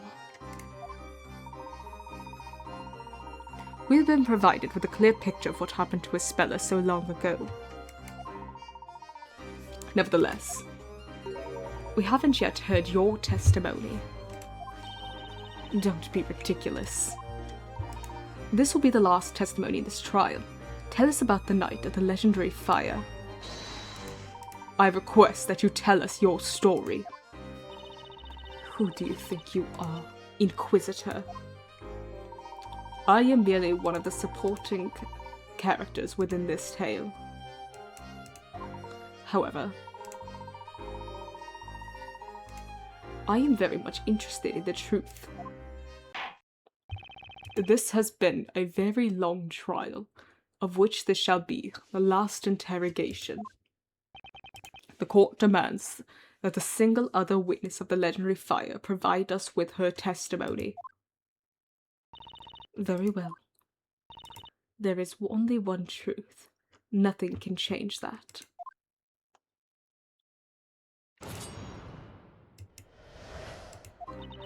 Aspella wanted to ring the bell no matter what, so we went up to the belfry. The festival celebrations had already started. The mechanism for ringing the bell was at a height even we could reach. The next thing I remember is coming to and running to Aspella's side. I was shaking her until she finally opened her eyes. The next moment, we saw that nightmarish view. All strength abandoned us, and we didn't know what to do. That was when we were found by my father and Mr. Cantabella. The bell could only be rung with a special mechanism. That's right. It was made in such a way that even a child could use it. It was probably constructed by my father. I suppose he wanted to make it possible for anyone to ring that bell. In light of the events that followed, that was clearly a very foolish decision. A mechanism for ringing the bell. I noticed something like that on a pillar when we went to the belfry earlier. I better make a note of it in the court record. Even a child can use it. Oh dear. Fate can certainly be cruel. I have to agree. If only we had not discovered those ruins and brought that bell to our town, or if only we could have deciphered those ancient writings a little earlier. Moreover, if only the groundwater in this area didn't cause that strange condition. Unfortunately, Mr. Cantabella, the tragedy occurred. All that remains for us to do is to seek out the truth. Not for the sake of vengeance, but for the sake of the future. Mr. Wright. Yes? You have been fighting fiercely to uncover the truth. This is the final interrogation. I trust you know what to do. Leave it to me. To be honest, I have no idea what lies ahead. But whatever it is, there's no question we need to get to the bottom of it. There's gotta be light at the end of this tunnel.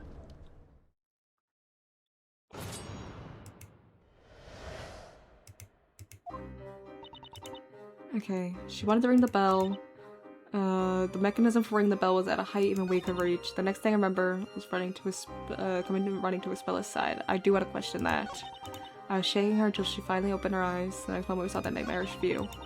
All strength abandoned us and we didn't know what to do. That was when we were found by my father and Mr. Contabella. Alright, let's press everything. Hold it! You needed both pendants to access the belfry, correct? Isbella asked me to bring my mother's pendants, so I did. That wasn't the only requirement, however. You also needed to solve a puzzle in order to use the contraption. I've always been a master puzzle solver. For me, it was child's play. Literally. She solved it when she was a little girl. What's your excuse, Nick? Okay. Hey, I have different talents. Isbella and Eve were best friends at the time. Eve is 2 years older than Isbella. She used to be like a big sister to her.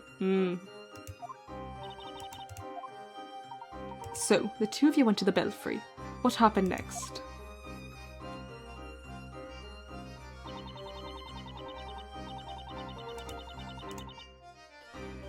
Hold it! So, even a little girl could ring the bell? Yes, easily. I intended to make it so that the bell would only be rung on special occasions. That's exactly why I put that puzzle in place, to restrict access. You also divided the key to the belfry into 2 components as an extra precaution. I was careful, but the same cannot be said of Newton, who constructed the mechanism as a whole.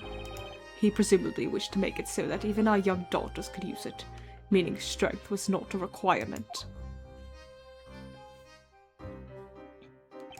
And that became his undoing. By the way, how old were the girls at the time? Isbella was 6 and Eve was 8. I see. That mechanism was the last thing I saw before falling unconscious. And then... the next thing I remember is coming to and running to Isbella's side. Hold it! Do you mean that you fell unconscious after the bell was struck? Yes, I believe so. Our peculiar condition causes an instant reaction.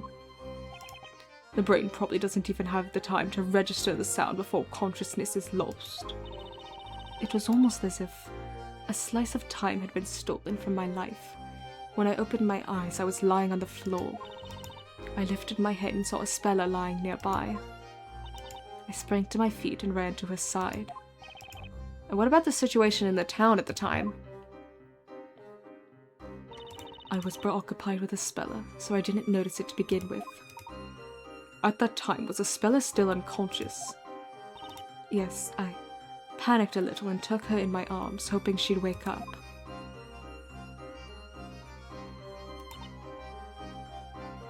Hold it!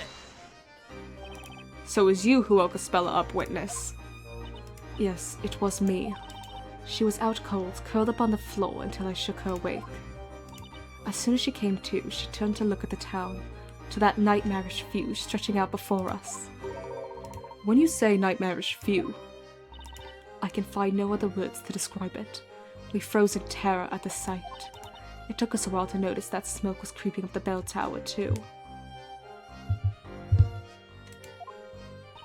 Our eyes filled up with tears and we couldn't stop crying, perhaps because of the smoke. The town seemed like the fire dragon's playground. I was trembling with terror unlike anything I've known before. Dear me, merely imagining it now raises the hairs on my beard.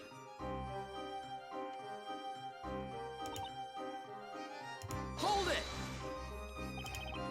You didn't leave the belfry until their arrival? Of course not.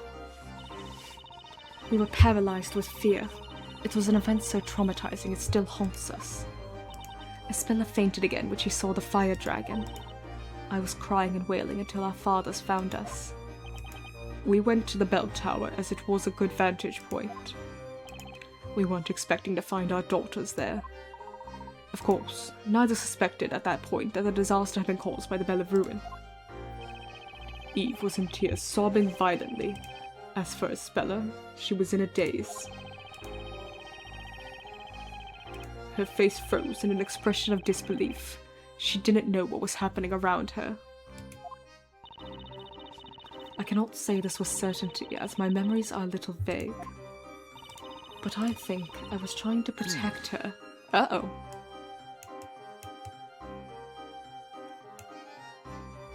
Hang on! Mr. Cantabella? I remember that very well, as if it happened yesterday. Cantabella? Would you mind telling us what you saw? Eve! Espella! Are you all right? Oh. Eve! What on earth happened here? It was Bazella! Bazella the witch! But... Bazella? What are you talking about? Bazella comes out whenever someone rings the bell, right? What have you done? You didn't... Oh, please, Mr. Cantabella, don't be angry at Isabella. Huh. Huh. That's interesting. Eve said it with the most serious look on her face. Please, Mr. Cantabella, don't be angry at her. When she said that, I grasped the situation. I realized what had transpired in the belfry. And I thought to myself, I must protect these children. Eve? I'm so sorry, Eve. Espella? Espella, sweetie. Dad, please forgive me. You've done all this for me. Espella, you're with us again. All this for me. Well, well. At last, it will appear we are one step away from the truth. Professor, you seem to already know what that truth is. Do I? That remains to be seen. Continue the interrogation, and we shall all know soon enough. Very well. The court agrees with Inquisitor Layton. Witness, continue your testimony. As you wish. Huh. Okay, so do we need to press something different again? Let's just press everything again and see if anything changes. Yeah.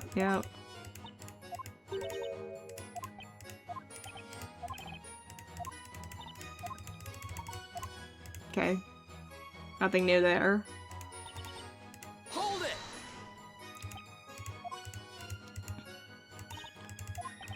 Uh-huh.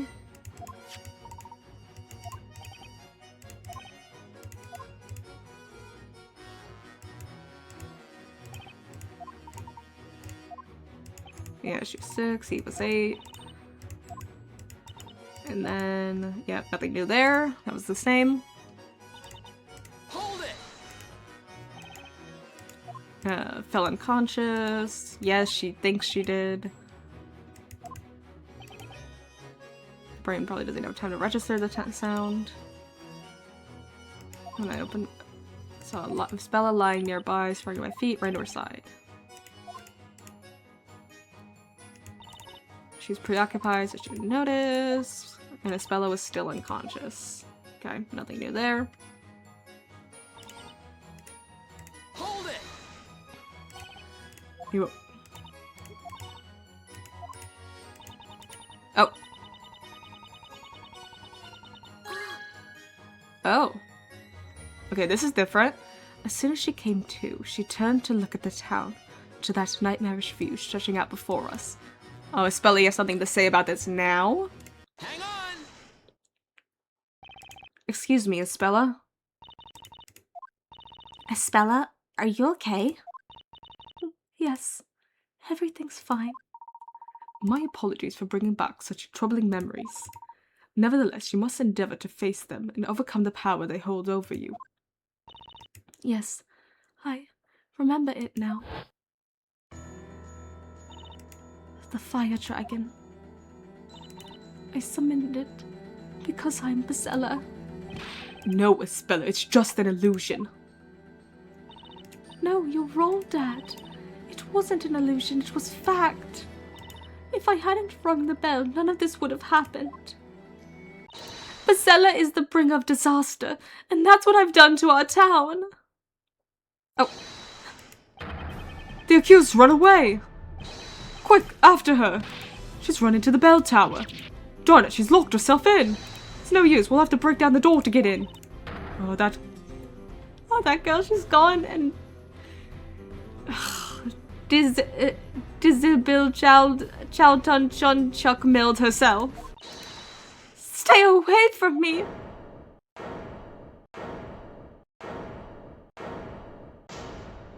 Espella, get down. Oh, we're out of courtroom mode. We're in Layton mode. Espella, Espella, be careful. It's dangerous up there. please, Espella, come down. I'm sorry, everyone. I have no right to be here anymore. Oh my god, somebody get her! Somebody get her right now! Nick, Spella's gonna do something crazy. I can see that. But what the heck can I do? Espella, please do not make any hasty decisions. Mr. Layton? The truth is close now. Be brave for a little while longer. The truth. As if it wasn't clear already. If I hadn't rung that bell, everything would have been fine. Objection. You may be mistaken. You still don't know the whole story. Huh? Isn't that so, Mr. Wright? I had the same feeling when I was listening to Eve's testimony. I felt something was not right. Really? I thought that was pretty much it.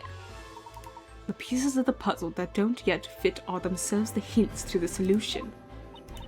No way. You mean Espella didn't ring the bell? Eve rang the bell? What nonsense, of course she did. As it stands, it's hard to say for sure that she didn't ring the bell. However, we got evidence that will clear any doubts. Do we? Do we? Wait, show us this so-called evidence you claim to have, then.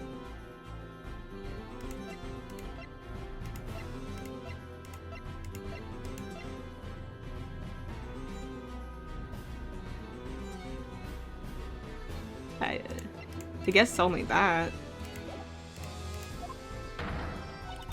What do you think proves Espella didn't ring the bell? I don't know how, but sure. Take that! Espella, can you hear me? Yes.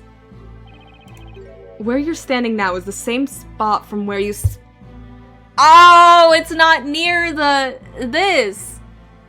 It's not near the wheel. Oh. She passed out near the fire dragon.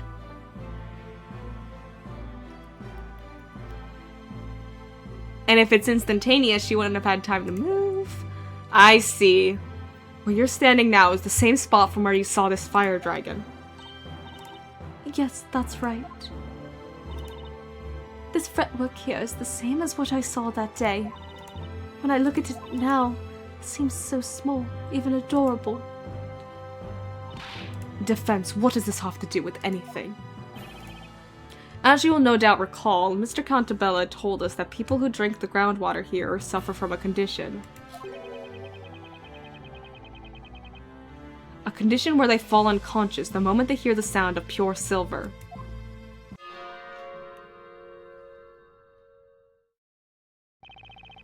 After the bell sounded,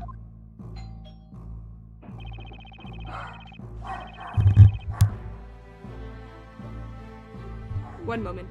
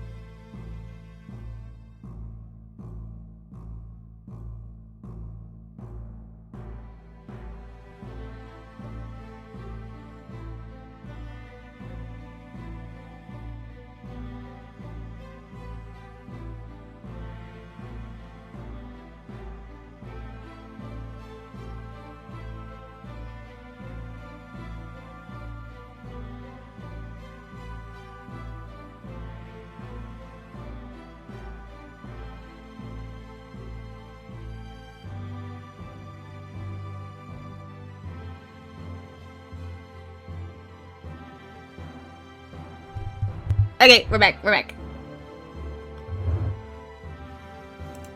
There was someone at the door. The dogs were barking. I had to go see. But we good. You recovered consciousness sooner than Espella. You ran to her side and shook her awake.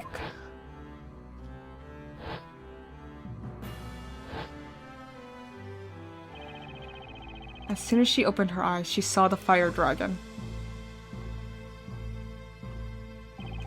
In other words, if it was Espella who rang the bell, that would mean the device for ringing the bell must be very close to the fretwork of the dragon. Espella, can you please check that for me? See if the contraption is located near the dragon fretwork. Okay. Give me a minute.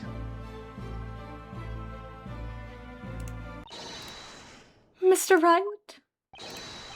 Espella, did you find it? I don't know if it's the right thing, but there's something on the other side of the belfry. A contraption with a handle. What? On the other side? That's right.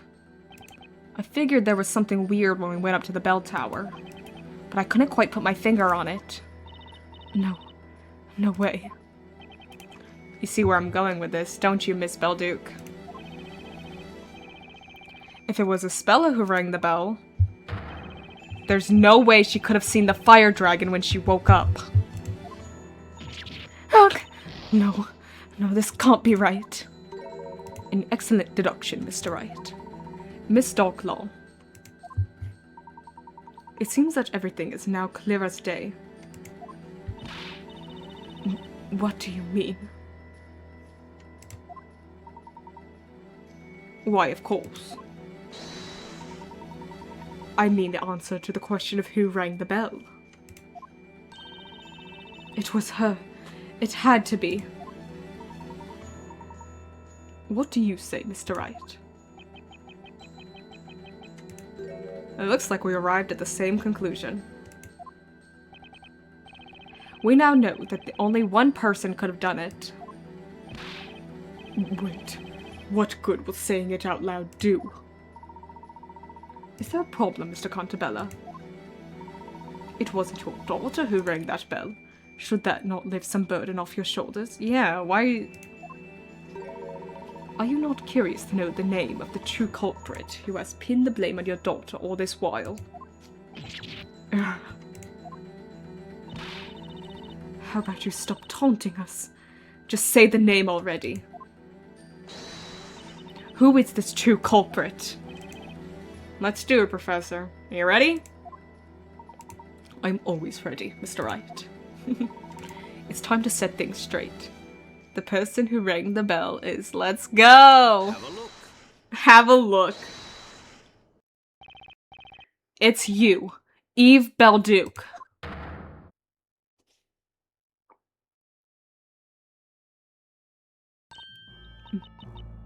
Me? Oh, but...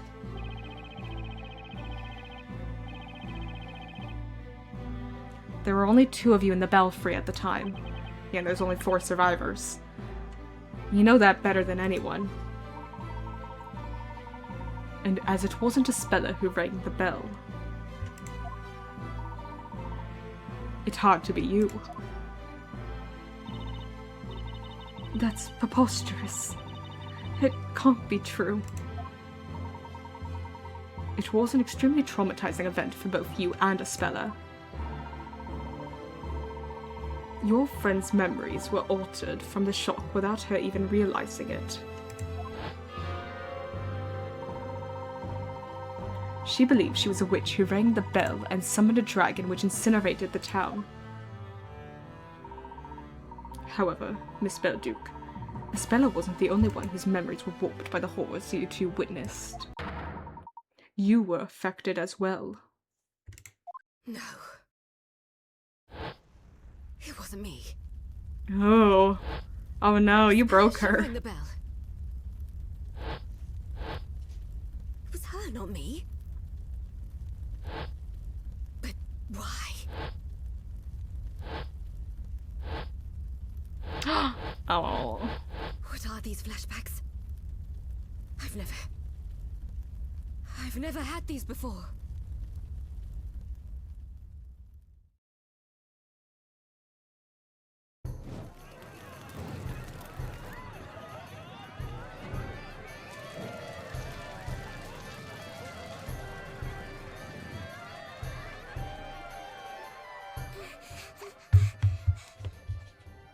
Oh.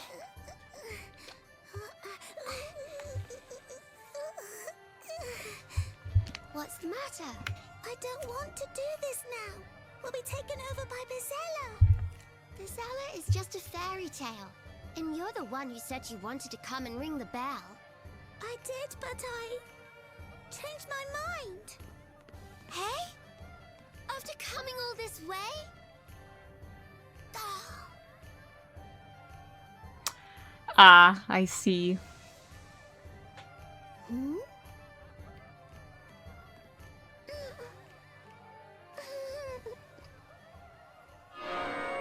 Oh my gosh.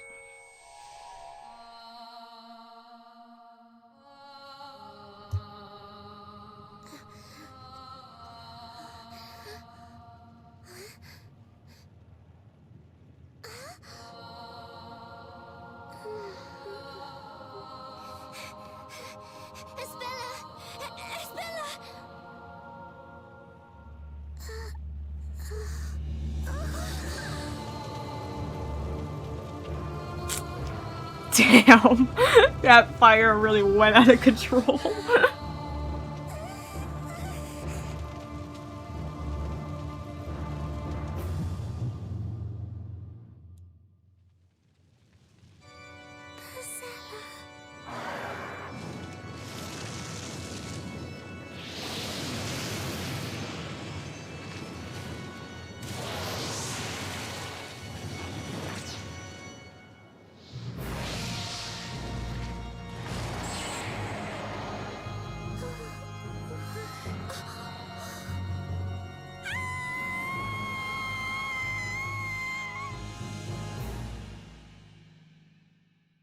Oh. That nightmare was too much for two young girls to take in. Yeah, you think? It was a bit traumatizing. Your young minds needed to protect themselves. That's why you subconsciously repressed those memories. Damn. Then, if that's true, for the past 10 years, I've been pinning the blame Nightmare fuel.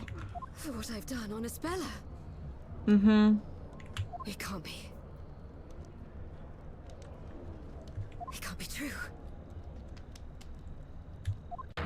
It's impossible! Ah! Ah. Claws just disappeared!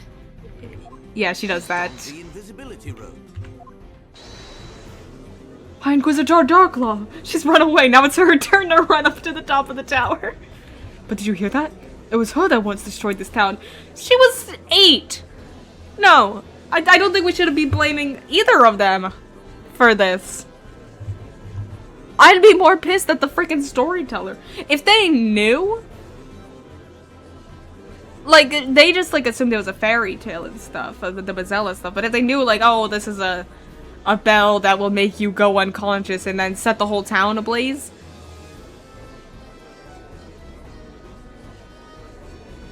They were children. No one knew what the bell was gonna do. Did you hear that? It was her that once destroyed this town. Our lives have already been so messed...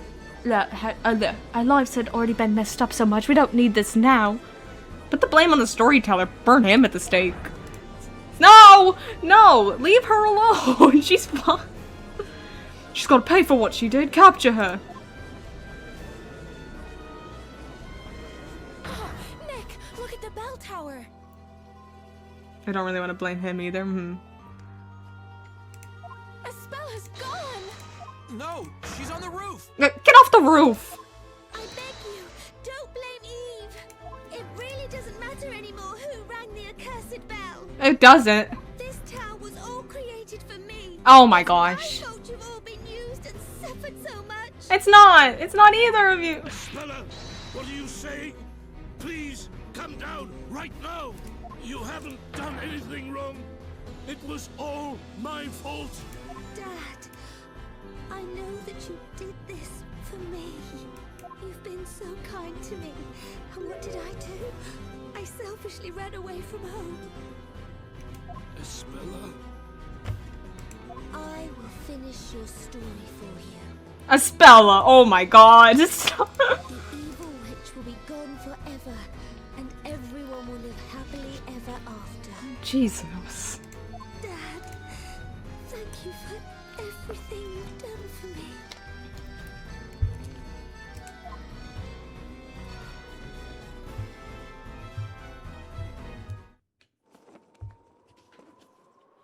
Wait! Don't do it, Espella! When did Luke get here? Oh my god.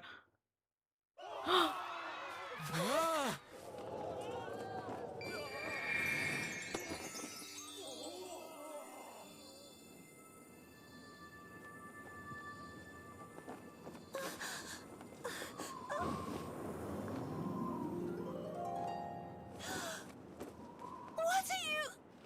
Oh. That was a crazy catch. Darklaw? But why, Eve? Why would you? I finally remembered everything I've done. You're not the only one who remembered. You still have the pendant. Yes, of course. That's because somehow I always knew it was important to me. Espella. You kept your pendant as well, didn't you, Eve? For some reason, I just couldn't let it go. Oh. Espella! Miss Darklaw! Quick! They'll fall if we don't do something! Let's go. We have to save them.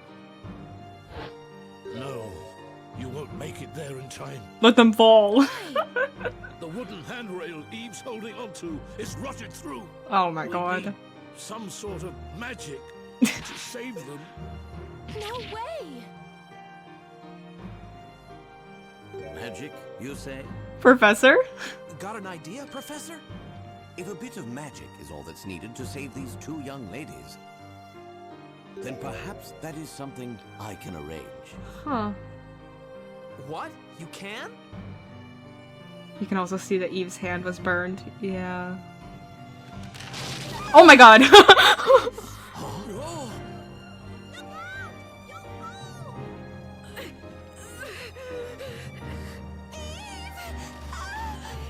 You have to let go, otherwise you'll fall too.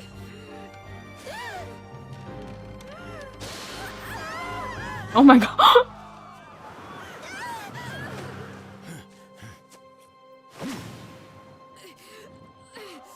What? What? Professor? The professor's a witch!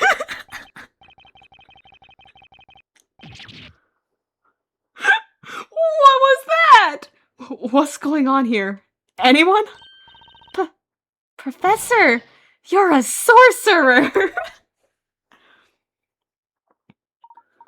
No, Miss Faye. We have already established that magic doesn't exist, even in this town. But then how did you just do that? What you have just seen was the last and greatest illusion within Labyrinthia. Huh? An illusion? Magic is but an illusion, and this illusion has been produced through the power of suggestion and Labyrinth's medication. Everyone in Labyrinthia has been under this particular magic spell. Now then, shall we break the spell? Magic is the last mystery to be solved. You've seen through all my tricks, Layton. I wouldn't have done it without the vital hint you gave me when we spoke in your tower. The final spell is concealed at the start. Okay, so what does that mean? As you know, all the spells are listed within this book. Right, the Grand Grimoire. Now, what did Mr. Contabella mean by the start? The front cover? Precisely, Mr. Wright. The final spell shall dispel this illusion. The correct incantation is hidden on the front cover itself. Well then, Mr. Wright. This is the final puzzle. The final Soon, puzzle! a new day will begin for the townspeople. Let us put an end to this illusion. Let's do it, Professor. Let's do it. Yeah.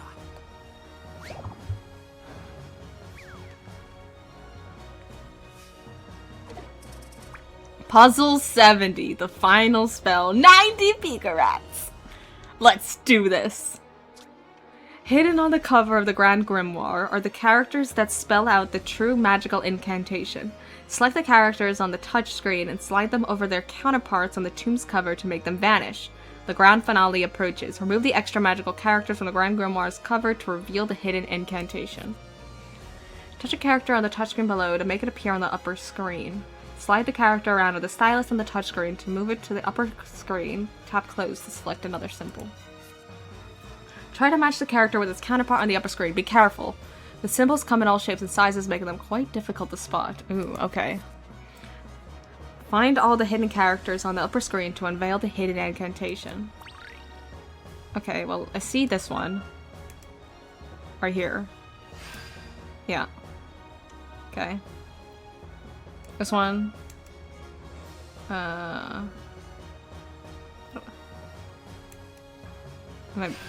there we go.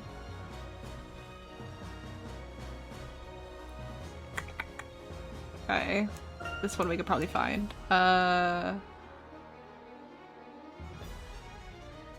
Maybe not. Okay, let's not do this one. This one. Yep. The E's easy. It's right here.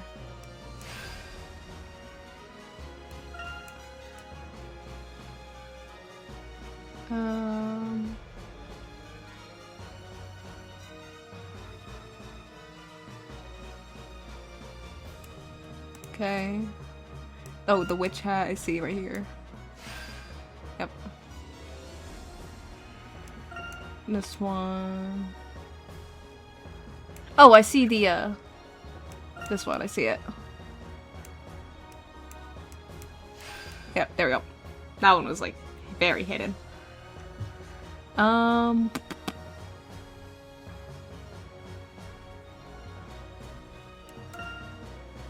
This one's here.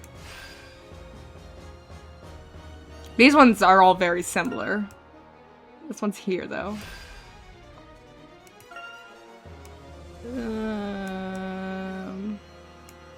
Oh, it's here. Got it. Cool. This one.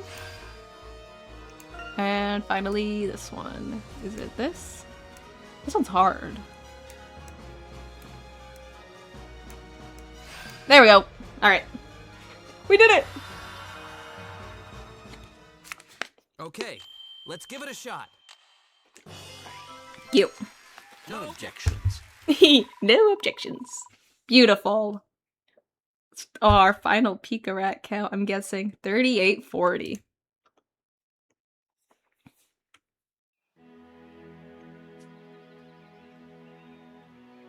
The sun is rising, and when it does, its light will reveal the truth behind Labyrinthia's mysteries. Okay, but how are you a sorcerer? We didn't get that answer. Now, Professor? Yes. Shall we, Mr. Wright? Point your finger.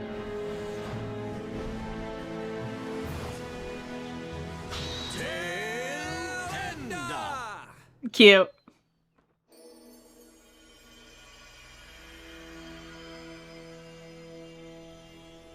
Oh, there's all the contraptions.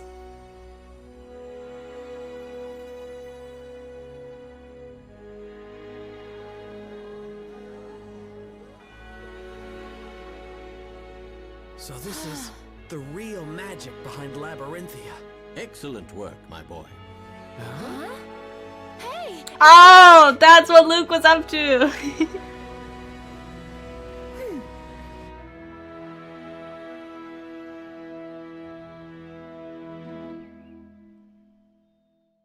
cute.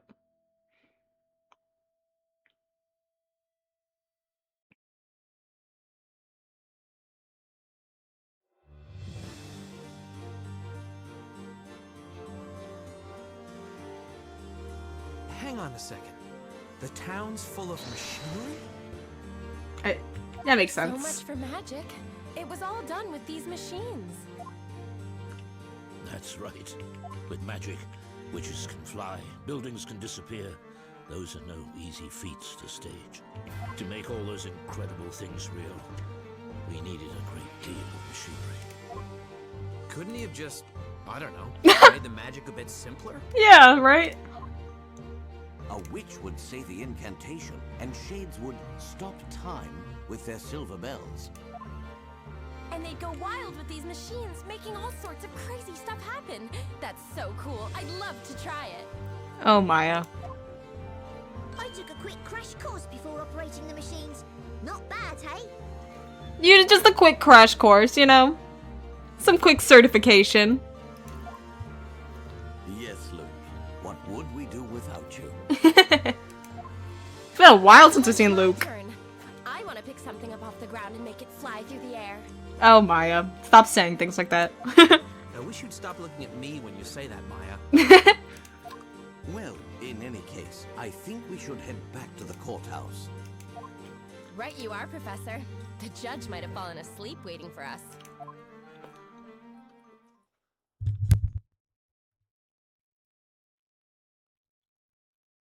The sun has risen above Labyrinthia, and has shown us our town's true form. Well, I really don't think there's any need for a verdict anymore.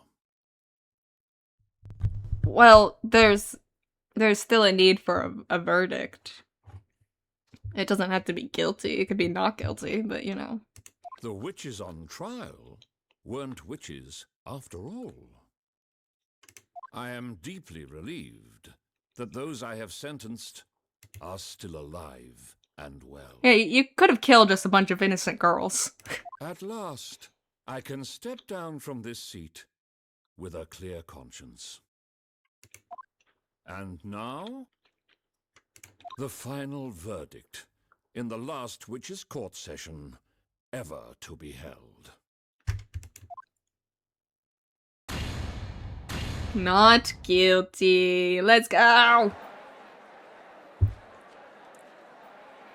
Okay. And now what about Barnum and Greyer? Are we gonna get them out of the dungeon?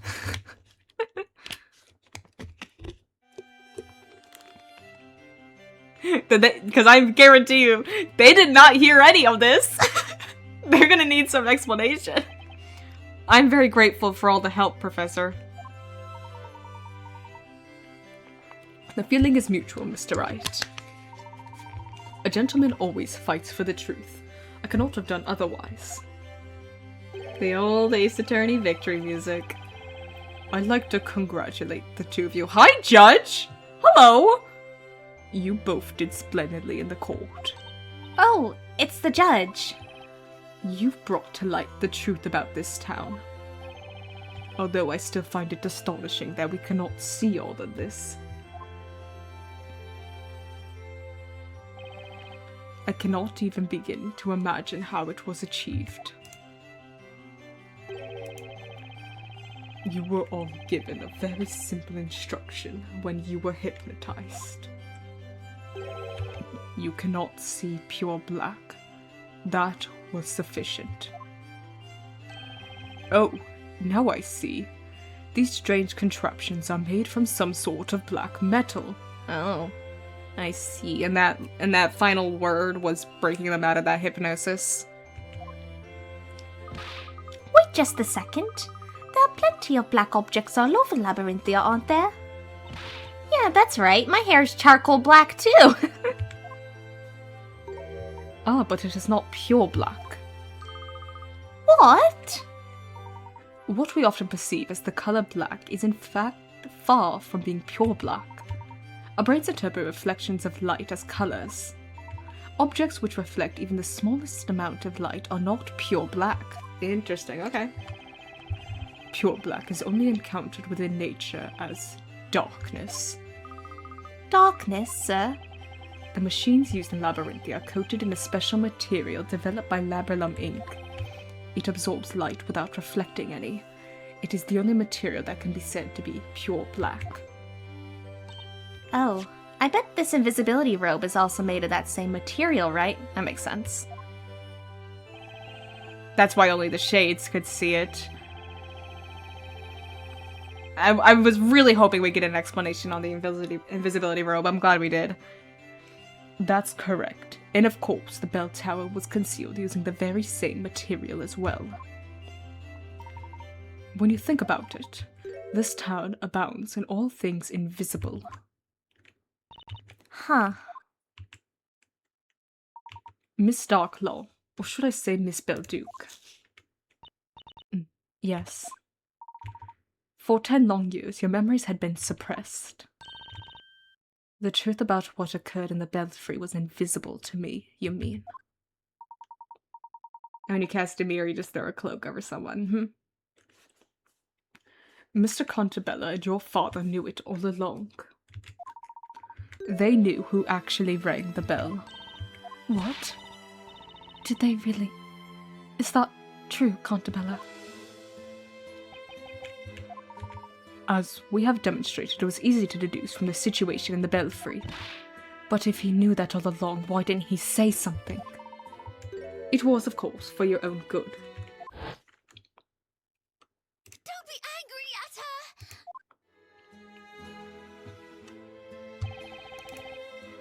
her! You were trying to pin the blame for that disaster on Espella. Yes, I was. But if you knew that, why did you keep quiet about it? If you had only scolded me back then for lying, maybe Espella wouldn't have suffered such trauma.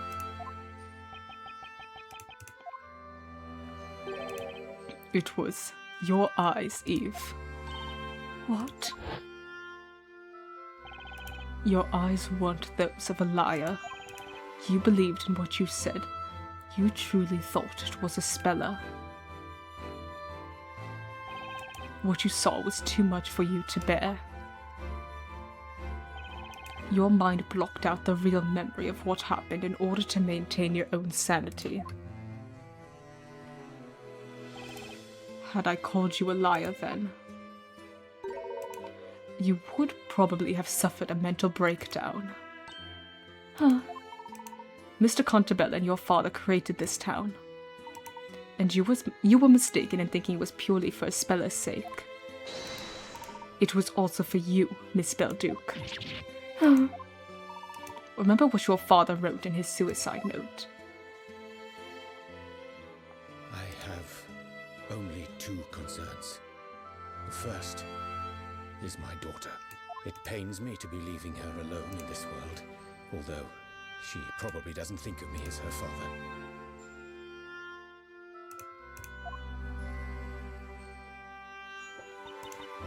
I had an argument with my father once. He was always thinking only about the town and paid no attention to me. So you moved out and broke off contact with him. But you were wrong about your father. Not a single day passed without him thinking about you. He helped to make the story I was weaving a reality for your sake. I've been so ignorant. I was so convinced father was driven to suicide by you.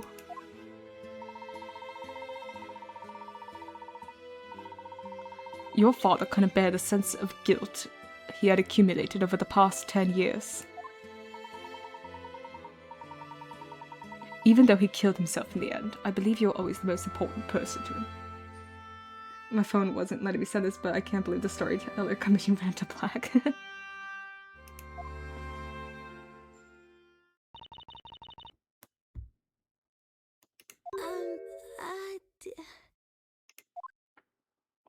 Eve? Espella! Espella, what I did to you is unforgivable. I rewrote your story, putting you through all this. I can't believe I went to such an extreme because of one wrong assumption. No, it's okay, Eve. I wasn't angry. You weren't? You've always been on my side, protecting me. Until the last 3 months where you were trying to get me sentenced into the fire as Bezella. And even today, you saved my life. Isabella. I also owe you an apology. After all, I forgot about my dearest friend. I'm so sorry, Eve. And that Eve too. Ah, there you are, Eve. Where were you? Your cat's called Eve. Yeah, you didn't you know that? I think we discussed that in the trial. You know what I've just noticed? You two are very much alike. You and Eve the cat. What? It's all in your head. It looks like Eve has taken a liking to the other Eve. You've got that right, and the similarity is really striking. Oh dear. Who's gonna let... Have we forgotten about the 2 people still in the dungeon? Anyone gonna let them out? My accidental guests, Professor Layton and Mr. Wright. Yes? I must say, I am indebted to you. Don't mention it. You know, when I started planning my revenge 3 months ago, Please, I need to hear how these 2 wound up in your revenge plan. Mr. Layton was a part of my plans. I needed to lure him to Labyrinthia. Why me? You are famous in London, and word of your skill. What's Oops. more, you specialize in mysteries. So I thought that if you came to this town, you'd feel compelled to solve ours. That makes sense. Well, I am honored. I'm glad you made me suffer.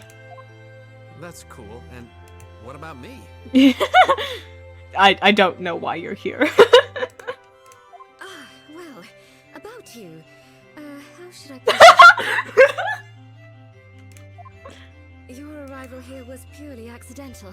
Yeah, he got hypnotized too. Like, what? You mean it wasn't planned? As you know, Isabella escaped and got involved in that incident on the freighter. As a consequence, I had no choice but to bring you here. I see. I shouldn't have asked. My fragile pride has suffered yet another blow. I was mad that you got to spell it off. Nick, you can't escape your fate. You're doomed to always find trouble if it doesn't find you first. That's fair. That's fair. How about some words of sympathy for a change?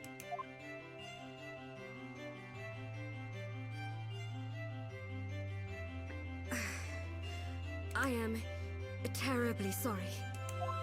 The only thing on my mind the last 3 months was revenge.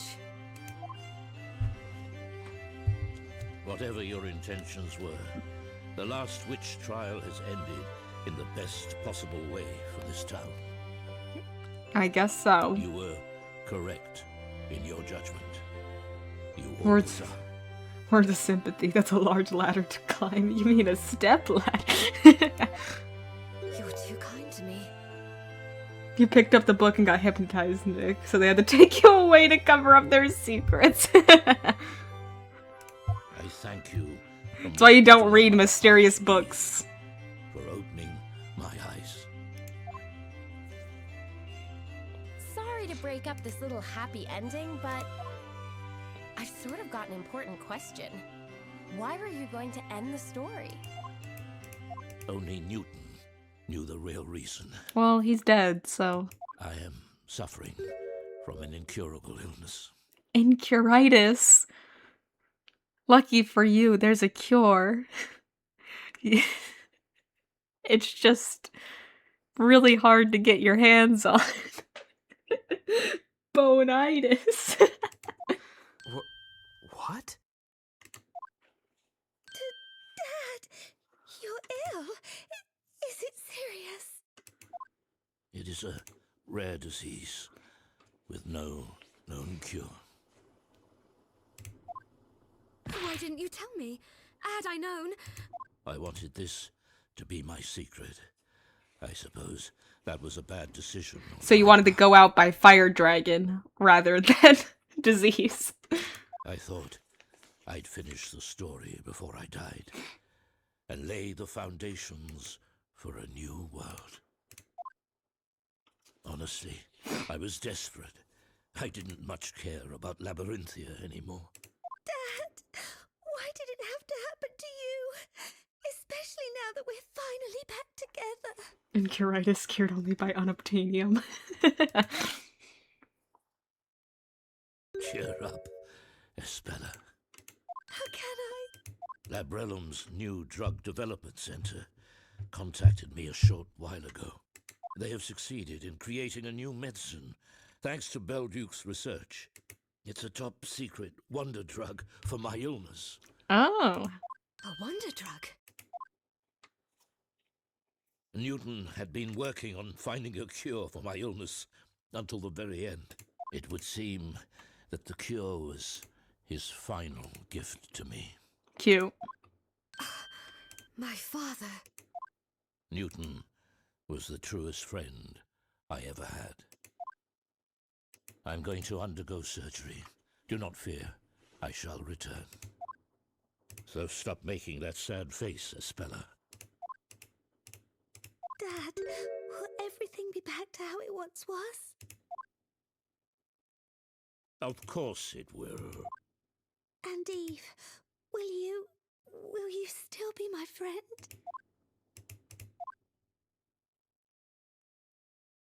No. Of course. Oh. How sweet. Thank you. You three are terrors.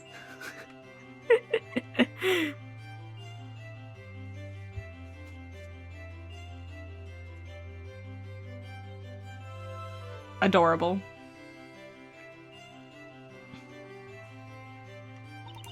I'm going to drop by Mrs. Eclair's bakery.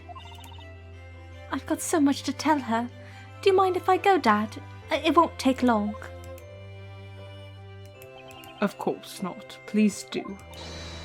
Looks like Eve wants to come too. What? Oh, You meant the cat. Espella, mind if we tag along? not at all. You're welcome to come. Awesome. Maybe we'll get some tasty baked bread out of this. I thought we were going there for a different reason. Well, anyway, I'll be off then, Professor. Pass on my regards to Mrs. Eclair, Luke.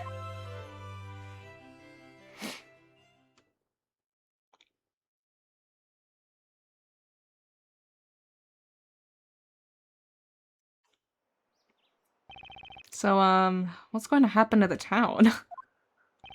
I've released everyone from hypnosis.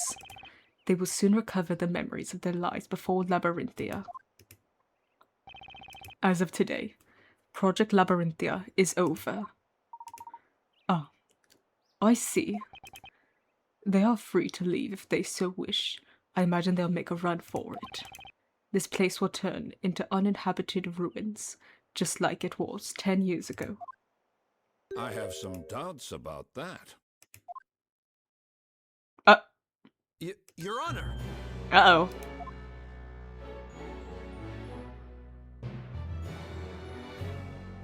I now understand that this town is an artificial creation of yours. Nonetheless, to us Labyrinthians, the past... Yeah, I was gonna say... You're gonna, like... They have whole lives here, even if their lives were quote-unquote fake. So I checked 12 special episodes, enough for an epilogue stream. Okay. Do you think... Yeah. Are the episodes, like, long enough to, like, actually warrant, like, a 1 to 2 hour stream? Because I could do an epilogue stream tomorrow. No one can yet tell how this town will change. However, it is possible that some people will want to stay. Who knows?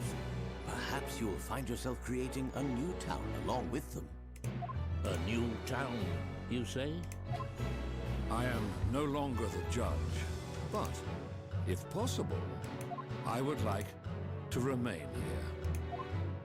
You need not address me as Your Honor anymore, Sir Storyteller. Storyteller. I'm the mayor now. And so, the last witch trial has drawn to a close.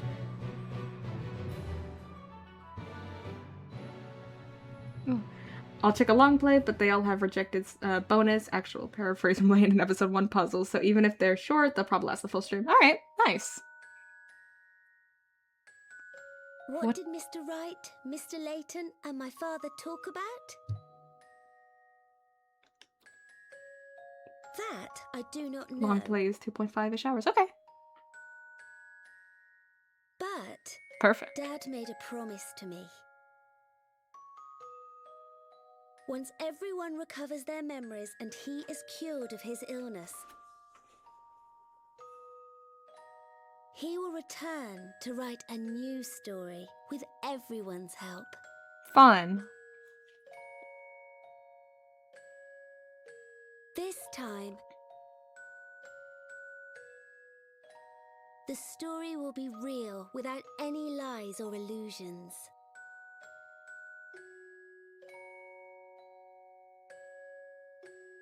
I don't know if it includes the person learning the puzzle, so I'd say it's somewhere between 2 to 3. Oh, perfect. Perfect, perfect. Oh, look at the sun. Huh?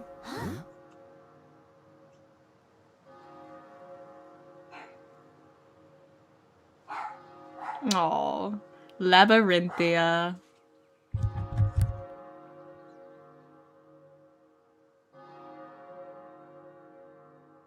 Look at that cast of characters. What a beautiful sound. Almost as if it's ringing in a new beginning for the town. Thank you, Eve. Oh, her hair's down. Okay then. Whenever you are ready, Mr. Barnum. Miss Barnum! Yo! That's awesome. Thank you all so much for everything! Espella, you take care now. You too, Mr. Cantabella, bye! Be sure to visit us again! We won't! You can have it! I wish all of you the very best.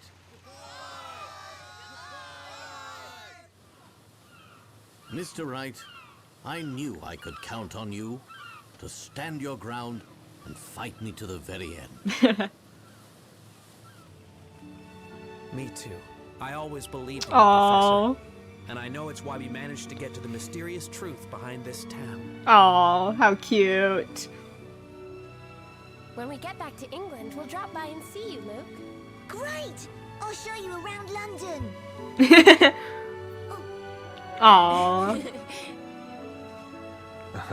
Hi, Barnum.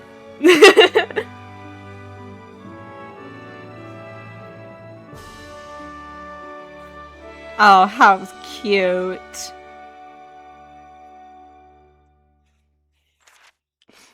Oh, the gold statues. Oh, beautiful. I used the prosecutors fighting me tooth and nail to work together to get the truth. Oh, how lovely. Oh, the art's so cute.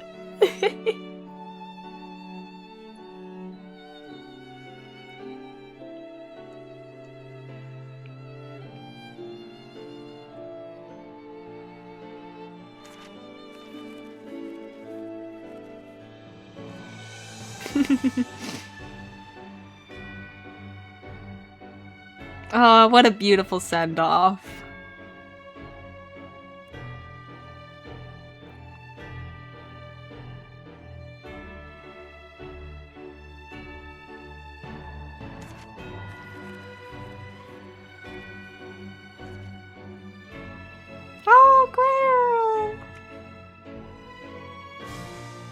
So what are your thoughts? This was lovely. I had so much fun. In the US, this came out after Dual Destinies, but in Japan, it was before. Interesting.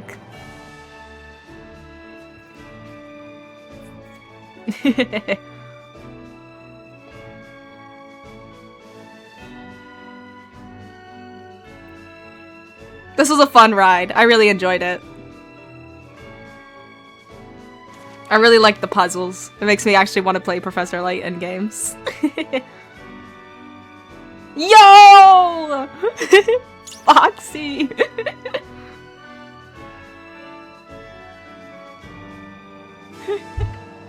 Oh my gosh.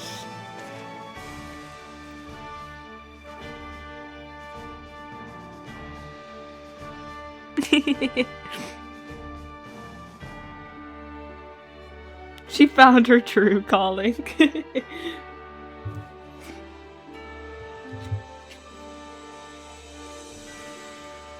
Oh, gorgeous.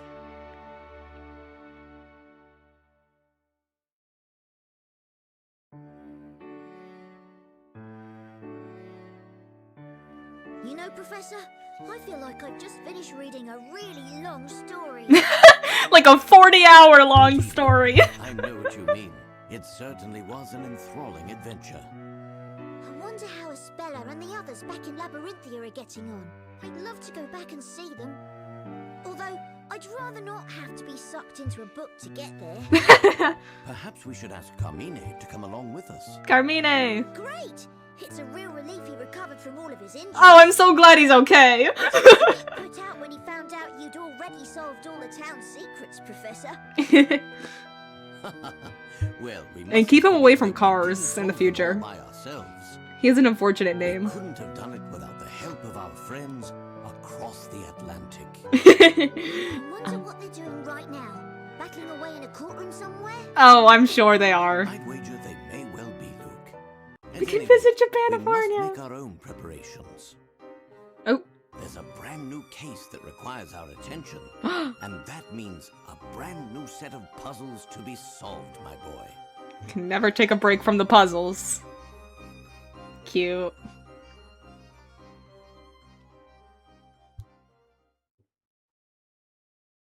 Hold it! What's the matter? What? Has the cat got your tongue? Edgeworth! Or are you still in a holiday kind of mood? Perhaps your mind is as clouded as the English sky. Any hints, Maya? Not really. If only the professor were here. If only! I think at this point, you've got to use that patented spell of yours, Nick. Patented spell? Hello, Earth to Nick. Just when we think it's all over, you always use it to turn the tables. Ah, got it. I just have to close my eyes and say the magic word. Luckily, I don't need a witch's scepter for this one. Objection! Save the chit-chat for later. Edgeworth! I've almost missed that utterly annoying spell of yours. Oh. Fine, let's hear it then. Just take a deep breath and give it all you've got. Well, here goes. Objection! Cute. Technically the first 3D sprites for Phoenix, Maya, and Edgeworth. Oh, how fun. I loved the Edgeworth cameo at the end. I can't believe they modeled him just for that. So cute. Oh, this was so fun. Just for that. Oh, is there more? Tease for special episodes, possibly. Oh, I'm excited. Oh, I'm very excited to do the special episodes.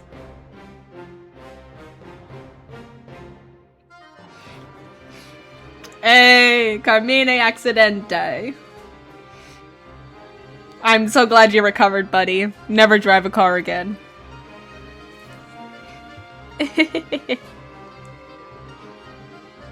What a cute little send-off with both of them.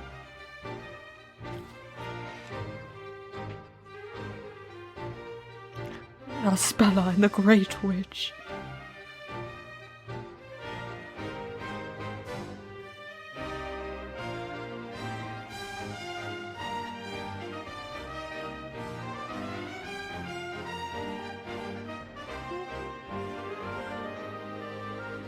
Yay, the cast.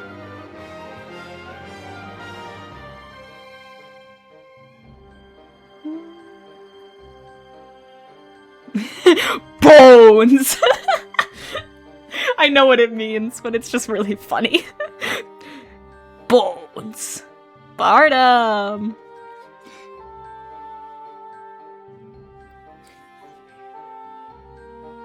So sorry you were in the dungeon for, like, the whole ending. I'm curious how everything got explained to you. Kira.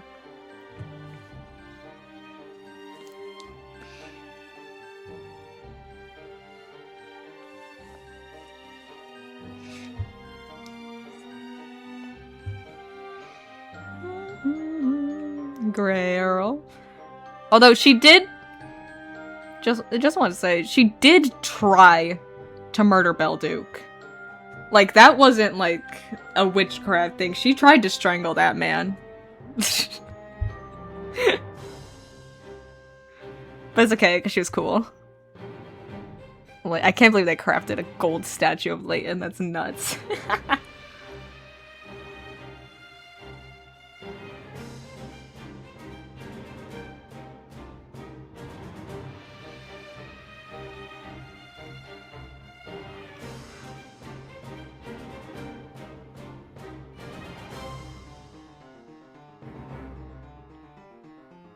Bones! Dark Law.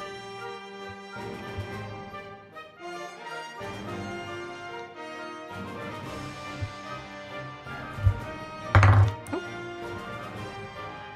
I knocked over my figurine.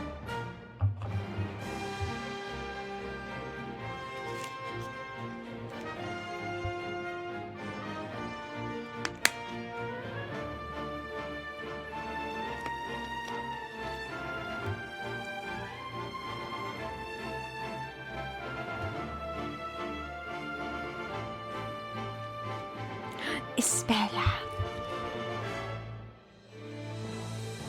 Wow, I can't believe it's actually over. That's nuts.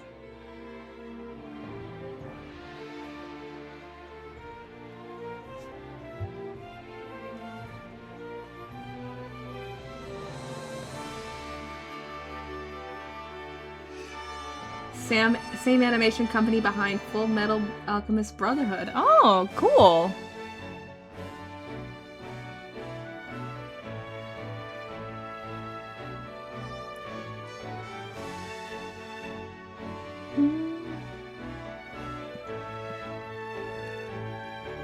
Based on the original music from Capcom's Ace Attorney series and Level 5's Professor Layton series.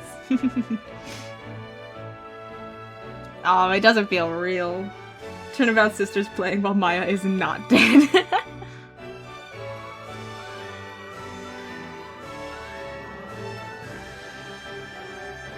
Aw. It's gonna feel weird after we do the epilogue stream. Because we're gonna be out of Ace Attorney content. Oh my gosh. I also think it's funny. We're doing another stream for the special episodes. I just keep putting off the ending.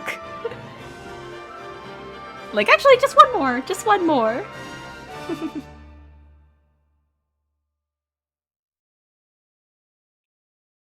Oh. Well done. Well done. Oh. Storyteller. Finn. Gorgeous. Gorgeous.